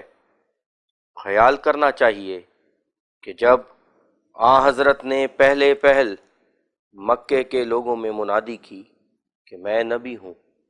اس وقت ان کے ہمراہ کون تھا اور کس بادشاہ کا خزانہ ان کے قبضے میں آ گیا تھا کہ جس پر اعتماد کر کے ساری دنیا سے مقابلہ کرنے کی ٹھہر گئی؟ یا کون سی فوج اکٹھی کر لی تھی کہ جس پر بھروسہ کر کے تمام بادشاہوں کے حملوں سے امن ہو گیا تھا؟ ہمارے مخالف بھی جانتے ہیں کہ اس وقت آن حضرت زمین پر اکیلے اور بے کس اور بے سامان تھے، صرف ان کے ساتھ خدا تھا جس نے ان کو ایک بڑے مطلب کے لیے پیدا کیا تھا۔ پھر ذرا اس طرف بھی غور کرنی چاہیے کہ وہ کس مکتب میں پڑھے تھے اور کس اسکول کا پاس حاصل کیا تھا، اور کب انہوں نے عیسائیوں اور یہودیوں اور آریہ لوگوں وغیرہ دنیا کے فرقوں کی مقدس کتابیں مطالعہ کی تھیں۔ پس اگر قرآن شریف کا نازل کرنے والا خدا نہیں ہے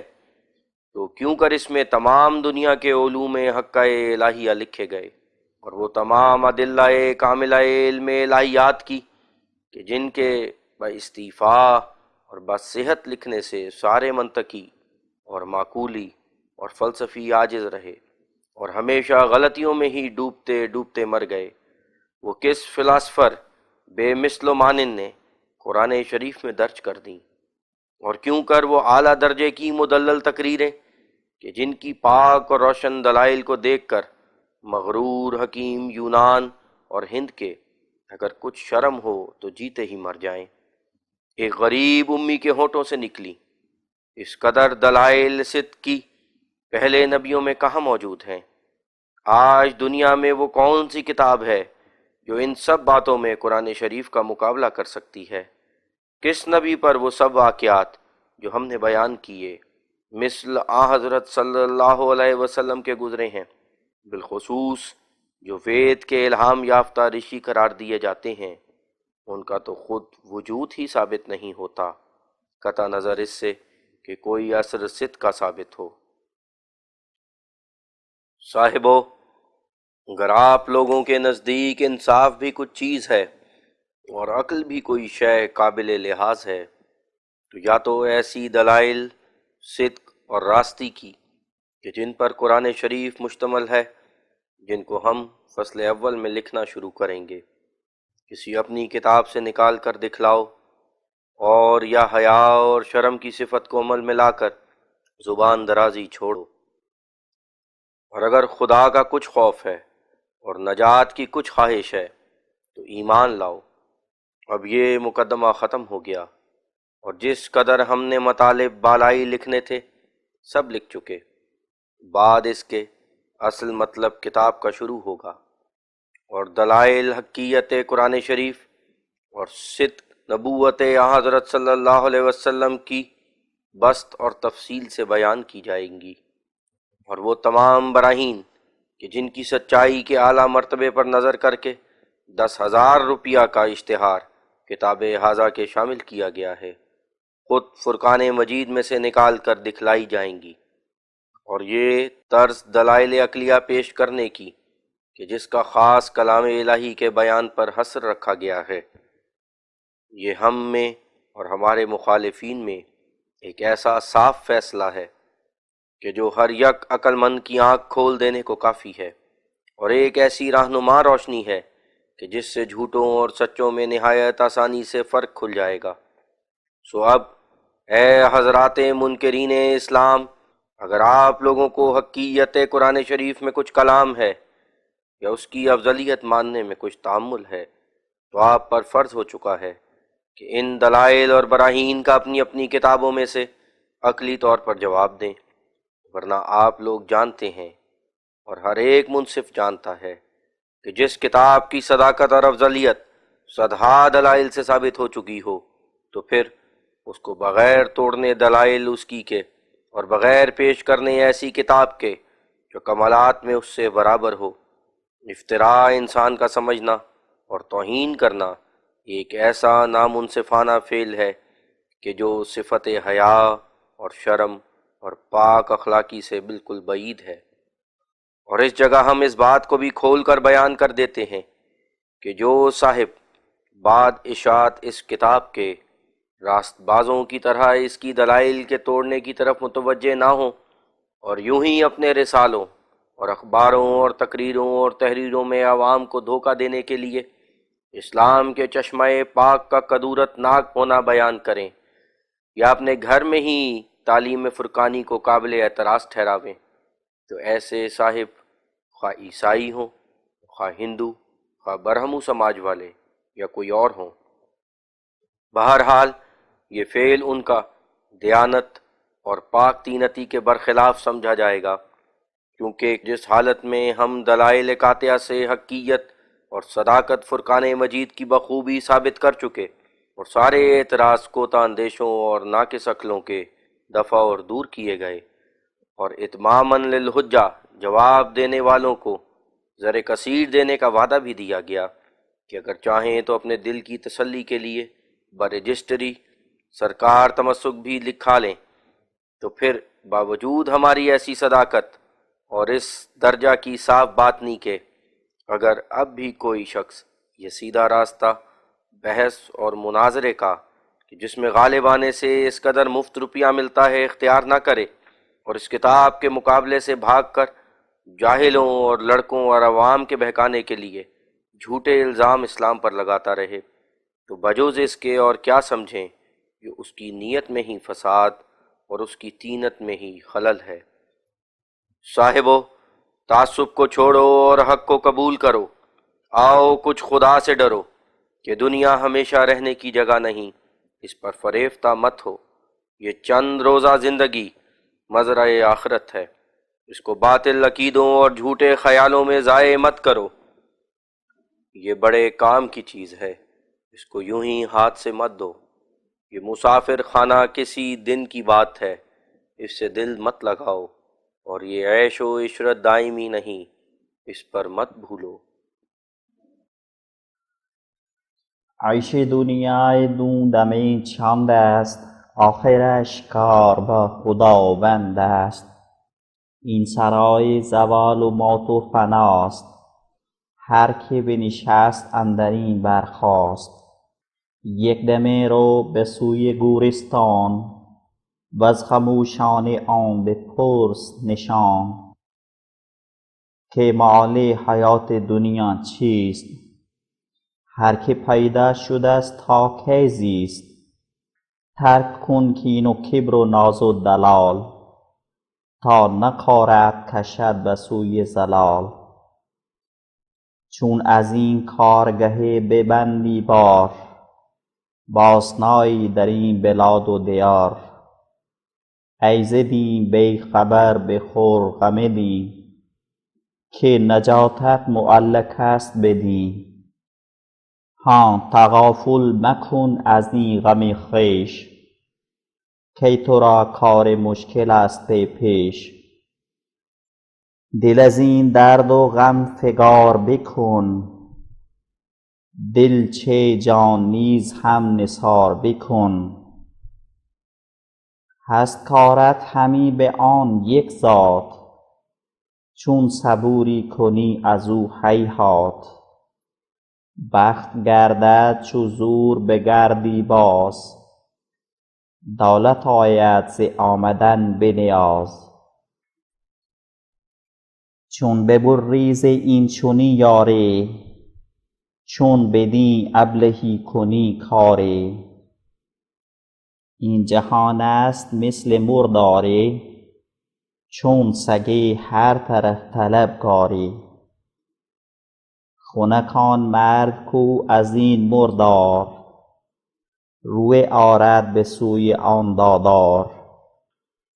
چشم بندد ز غیر و داد دهد، در سر یار سر به باد دهد. این همه جوش حرص و آز و هوی، هست تا هست مرد نابینا. چشم دل اندک چو گردد باز، سرد گردد بر آدمی همی آز. ای رسنهای آز کرده دراز، زین هوسها چرا نیایی باز. دولت عمر دم به دم به زوال، تو پریشان به فکر دولت و مال. خویش و قوم و قبیله پر ز دغا، تو بریده برایشان ز خدا. این همه را به کشتنت آهنگ، گاه به صلحت کشند و گاه به جنگ. خاک بر رشته ای که پیوندد، بگسلاند ز یار دل بندد. هست آخر به آن خدا کارت، نه تو یار کسی نه کس یارت. قدم خود بنه به خوف عتم، تا روی از جهان به صدق قدم. تا خدا ات محب خود سازد، نظر لطف بر تو اندازد. باده نوشی ز عشق و زان باده، مست باشی و بی خود افتاده. نیست این جایگاه مقام مدام، هوش کن تا نه بد شود انجام. مهر آن زنده نورت افزاید، مهر این مردگان چه کار آید. لقمه و معده و سر و دستار، سر به سر هست بخشش دادار. حق باری شناس و شرم بدار، پیش از آن کز جهان ببندی بار. رو ازو از چه رو بگردانی، سگ وفا می کند تو انسانی. ترس باید ز قادر اکبر، هر که عارف تر است ترسان تر. فاسقان در سیاه کاری اند، عارفان در دعا و زاری اند. ای خنک دیده‌ای که گریانش، ای همایون دلی که بریانش، ای مبارک کسی که طالب اوست، فارغ از عمر و زید با رخ دوست. هر که گیرد ره خدای یگان، آن خدایش بس است در دو جهان. لاجرم طالب رضای خدا، بگسلد از همی برای خدا. شیوه اش می شود فدا گشتن، بهر حق هم ز جان جدا گشتن. در رضای خدا شدن چون خاک، نیستی و فنا و استهلاک. دل نهادن در آنچه مرضی یار، صبر زیر مجار اقدار. تو به حق نیز دیگری خواهی، این خیال است اصل گمراهی. گر دهندت بصیرت و مردی، از همه خلق سوی حق گردی. در حقیقت بس است یاری که، دل یکی جان یکی نگار یکی. هر که او عاشق یکی باشد، ترک جان پیشش اندکی باشد. کوی او باشدش ز بستان به، روی او باشدش ز ریحان به. هرچه دلبر بدو کند آن به، دیدن دلبرش ز صد جان به. پا به زنجیر پیش دلداری، به ز هجران و سیر گلزاری. هر که دارد یکی دلارامی، جز به وصلش نیابد آرامی. شب به بستر تپد ز فرقت یار، همه عالم به خواب او بیدار. تا نبیند صبوریش ناید، هر دمش سیل عشق برباید. در دل عاشقان قرار کجا، ثابت کردن ز روی یار کجا. حسن جانا به گوش خاطرشان، گفت رازی که گفتنش نتوان. همچنین است سیرت عشاق، صدق ورزان با ایزد خلاق. جان منور به شمع صدق و یقین، نور حق تافته به لوح جبین. کامیابان وزین جهان ناکام، زیر کان دورتر پریده ز دام.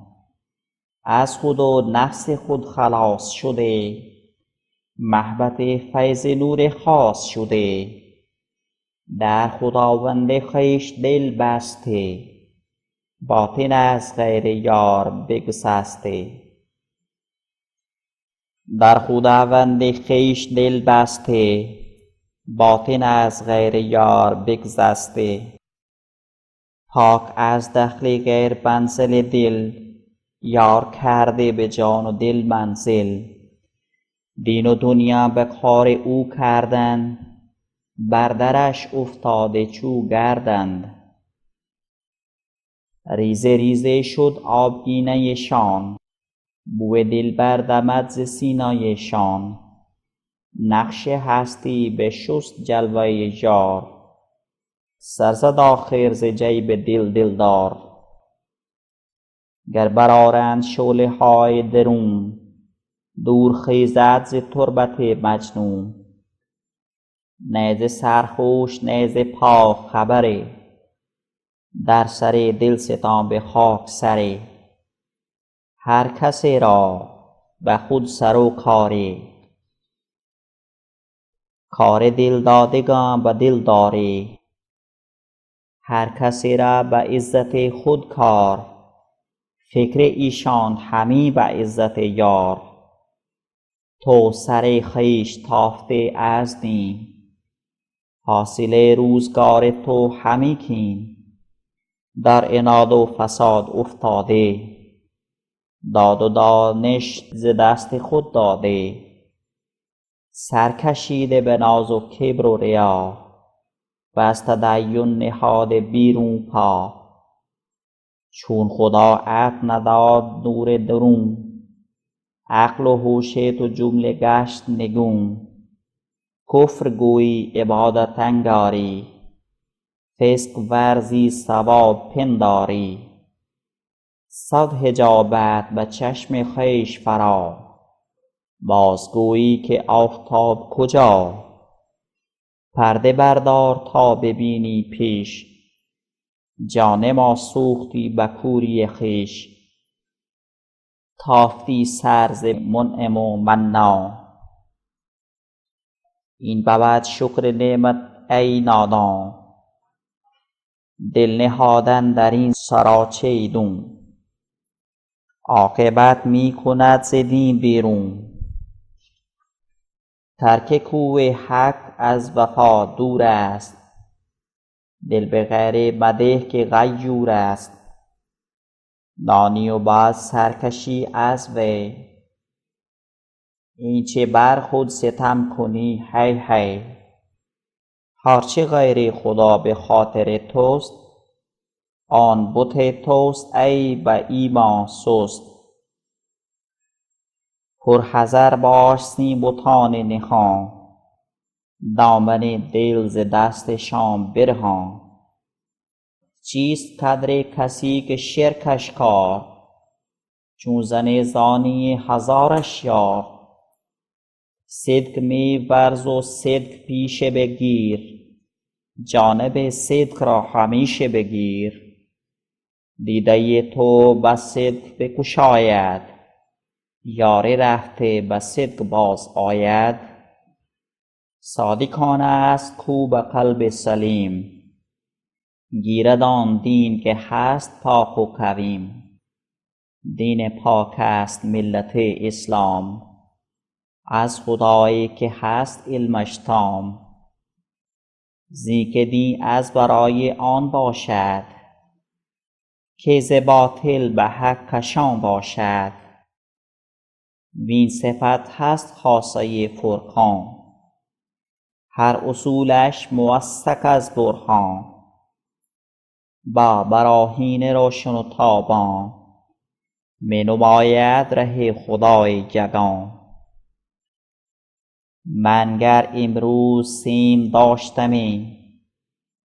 آن براهین به زر نگاشتمی. الله الله چه پاک دین است این، رحمت رب عالمین است این. آفتاب ره صواب است این، و خدا به ز آفتاب است این. می برآرد ز جهل و تاریکی، سوی انوار قرب و نزدیکی. می نماید به طالبان ره راست، راستی موجب رضای خداست. گر تو را هست بیم آن دادار، بپذیر و ز خلق بیم مدار. چون بود بر تو رحمت آن پاک، دیگر از لعن و طعن خلق چه باک. لعنت خلق سهل و آسان است، لعنت آن است کو ز رحمان است. صفحہ نمبر 128 سے اردو متن۔ بالآخر بعد تحریر تمام مراتب ضروریہ کے اس بات کا واضح کرنا بھی اسی مقدمہ میں قرین مصلحت ہے جو کن کن قسموں کے فوائد پر یہ کتاب مشتمل ہے، تا وہ لوگ جو حقانی صداقتوں کے جان لینے پر جان دیتے ہیں اپنے روحانی محبوب کی خوشخبری پاویں، اور تا ان پر جو راستی کے بھوکے اور پیاسے ہیں اپنی دلی مراد کا راستہ ظاہر ہو جاوے۔ سو وہ فوائد 6 قسم کے ہیں جو بتفصیل ذیل ہیں۔ اول اس کتاب میں یہ فائدہ ہے کہ یہ کتاب مہمات دینیہ کے تحریر کرنے میں ناقص البیان نہیں، بلکہ وہ تمام صداقتیں کہ جن پر اصول علم دین کے مشتمل ہیں، اور وہ تمام حقائق عالیہ کہ جن کی حیت اجتماعی کا نام اسلام ہے، وہ سب اس میں مکتوب اور مرقوم ہیں۔ اور یہ ایسا فائدہ ہے کہ جس سے پڑھنے والوں کو ضروریات دین پر احاطہ ہو جاوے گا، اور کسی مغوی اور بہکانے والے کے پیچ میں نہیں آئیں گے، بلکہ دوسرے کو واعظ اور نصیحت اور ہدایت کرنے کے لیے ایک کامل استاد اور ایک عیار رہبر بن جائیں گے۔ دوسرا یہ فائدہ کہ یہ کتاب 300 محکم اور قوی دلائل حقیقت اسلام اور اصول اسلام پر مشتمل ہے کہ جن کے دیکھنے سے صداقت اس دین متین کی ہر یک طالب حق پر ظاہر ہوگی، بجز اس شخص کے کہ بالکل اندھا اور تعصب کی سخت تاریکی میں مبتلا ہو۔ تیسرا یہ فائدہ کہ جتنے ہمارے مخالف ہیں، یہودی، عیسائی، مجوسی، آریہ، برہمو، بت پرست، دہریہ، طبعیہ، اباحتی، لا مذہب، سب کے شبہات اور وساوس کا اس میں جواب ہے، اور جواب بھی ایسا جواب کہ دروغ گو کو اس کے گھر تک پہنچایا گیا ہے۔ اور پھر صرف رفع اعتراض پر کفایت نہیں کی گئی، بلکہ یہ ثابت کر کے دکھلایا گیا کہ جس امر کو مخالف ناقص الفہم نے جائے اعتراض سمجھا ہے، وہ حقیقت میں ایک ایسا امر ہے کہ جس سے تعلیم قرآنی کی دوسری کتابوں پر فضیلت اور ترجیح ثابت ہوتی ہے، نہ کہ جائے اعتراض، اور پھر وہ فضیلت بھی ایسی دلائل واضح سے ثابت کی گئی ہے کہ جس سے معترض خود معترض الیہ ٹھہر گیا ہے۔ چوتھا یہ فائدہ جو اس میں بمقابلہ اصول اسلام کے مخالفین کے اصول پر بھی کمال تحقیق اور تدقیق سے عقلی طور پر بحث کی گئی ہے، اور تمام وہ اصول اور عقائد ان کے جو صداقت سے خارج ہیں، بمقابلہ اصول حقہ قرآنی کے ان کی حقیقت باطلہ کو دکھلایا گیا ہے، کیونکہ قدر ہر یک جوہر بیش قیمت کا مقابلہ سے ہی معلوم ہوتا ہے۔ پانچواں اس کتاب میں یہ فائدہ ہے کہ اس کے پڑھنے سے حقائق اور معارف کلام ربانی کے معلوم ہو جائیں گے، اور حکمت اور معرفت اس کتاب مقدس کی کہ جس کے نور روح افروز سے اسلام کی روشنی ہے، سب پر منکشف ہو جائے گی، کیونکہ تمام وہ دلائل اور براہین جو اس میں لکھی گئی ہیں، اور وہ تمام کامل صداقتیں جو اس میں دکھائی گئی ہیں، وہ سب آیات بینات قرآن شریف سے ہی لی گئی ہیں، اور ہر یک دلیل عقلی وہی پیش کی گئی ہے جو خدا نے اپنی کلام میں آپ پیش کی ہے، اور اسی التزام کے باعث سے تقریباً 12 سپارہ قرآن شریف کے اس کتاب میں اندراج پائے ہیں۔ بس حقیقت میں یہ کتاب قرآن شریف کے دقائق اور حقائق اور اس کے اسرار عالیہ اور اس کے علوم حکمیہ اور اس کے اعلیٰ فلسفہ ظاہر کرنے کے لیے ایک عالی بیان تفسیر ہے کہ جس کے مطالعہ سے ہر ایک طالب صادق پر اپنے مولا کریم کی بے مثل و مانند کتاب کا عالی مرتبہ مثل آفتاب عالمتاب کے روشن ہوگا۔ چھٹا یہ فائدہ ہے جو اس کے مباحث کو نہایت متانت اور عمدگی سے قوانین استدلال کے مذاق پر مگر بہت آسان طور پر کمال خوبی اور موزونیت اور لطافت سے بیان کیا گیا ہے، اور یہ ایک ایسا طریقہ ہے کہ جو ترقی علوم اور پختگی فکر اور نظر کا ایک اعلیٰ ذریعہ ہوگا، کیونکہ دلائل صحیحہ کے توغل اور استعمال سے قوت ذہنی بڑھتی ہے، اور ادراک امور دقیقہ میں طاقت مدرکہ تیز ہو جاتی ہے، اور بباعث ورزش براہین حقہ کے عقل سچائی پر ثبات اور قیام پکڑتی ہے، اور ہر یک امر متنازع کی اصلیت اور حقیقت دریافت کرنے کے لیے ایک ایسی کامل استعداد اور بزرگ ملکہ پیدا ہو جاتا ہے کہ جو تکمیل قواعد نظریہ کا موجب اور نفس ناطقہ انسان کے لیے ایک منزل اقصیٰ کا کمال ہے کہ جس پر تمام سعادت اور شرف نفس کا موقوف ہے۔ وَهَذَا آخِرُ مَا أَرَدْنَا بَيَانَهُ فِي هَذِهِ الْمُقَدِّمَةِ وَالْحَمْدُ لِلَّهِ الَّذِي هَدَانَا لِهَذَا وَمَا كُنَّا لِنَهْتَدِيَ لَوْلَا أَنْ هَدَانَا اللَّهُ۔ تمت المقدمہ۔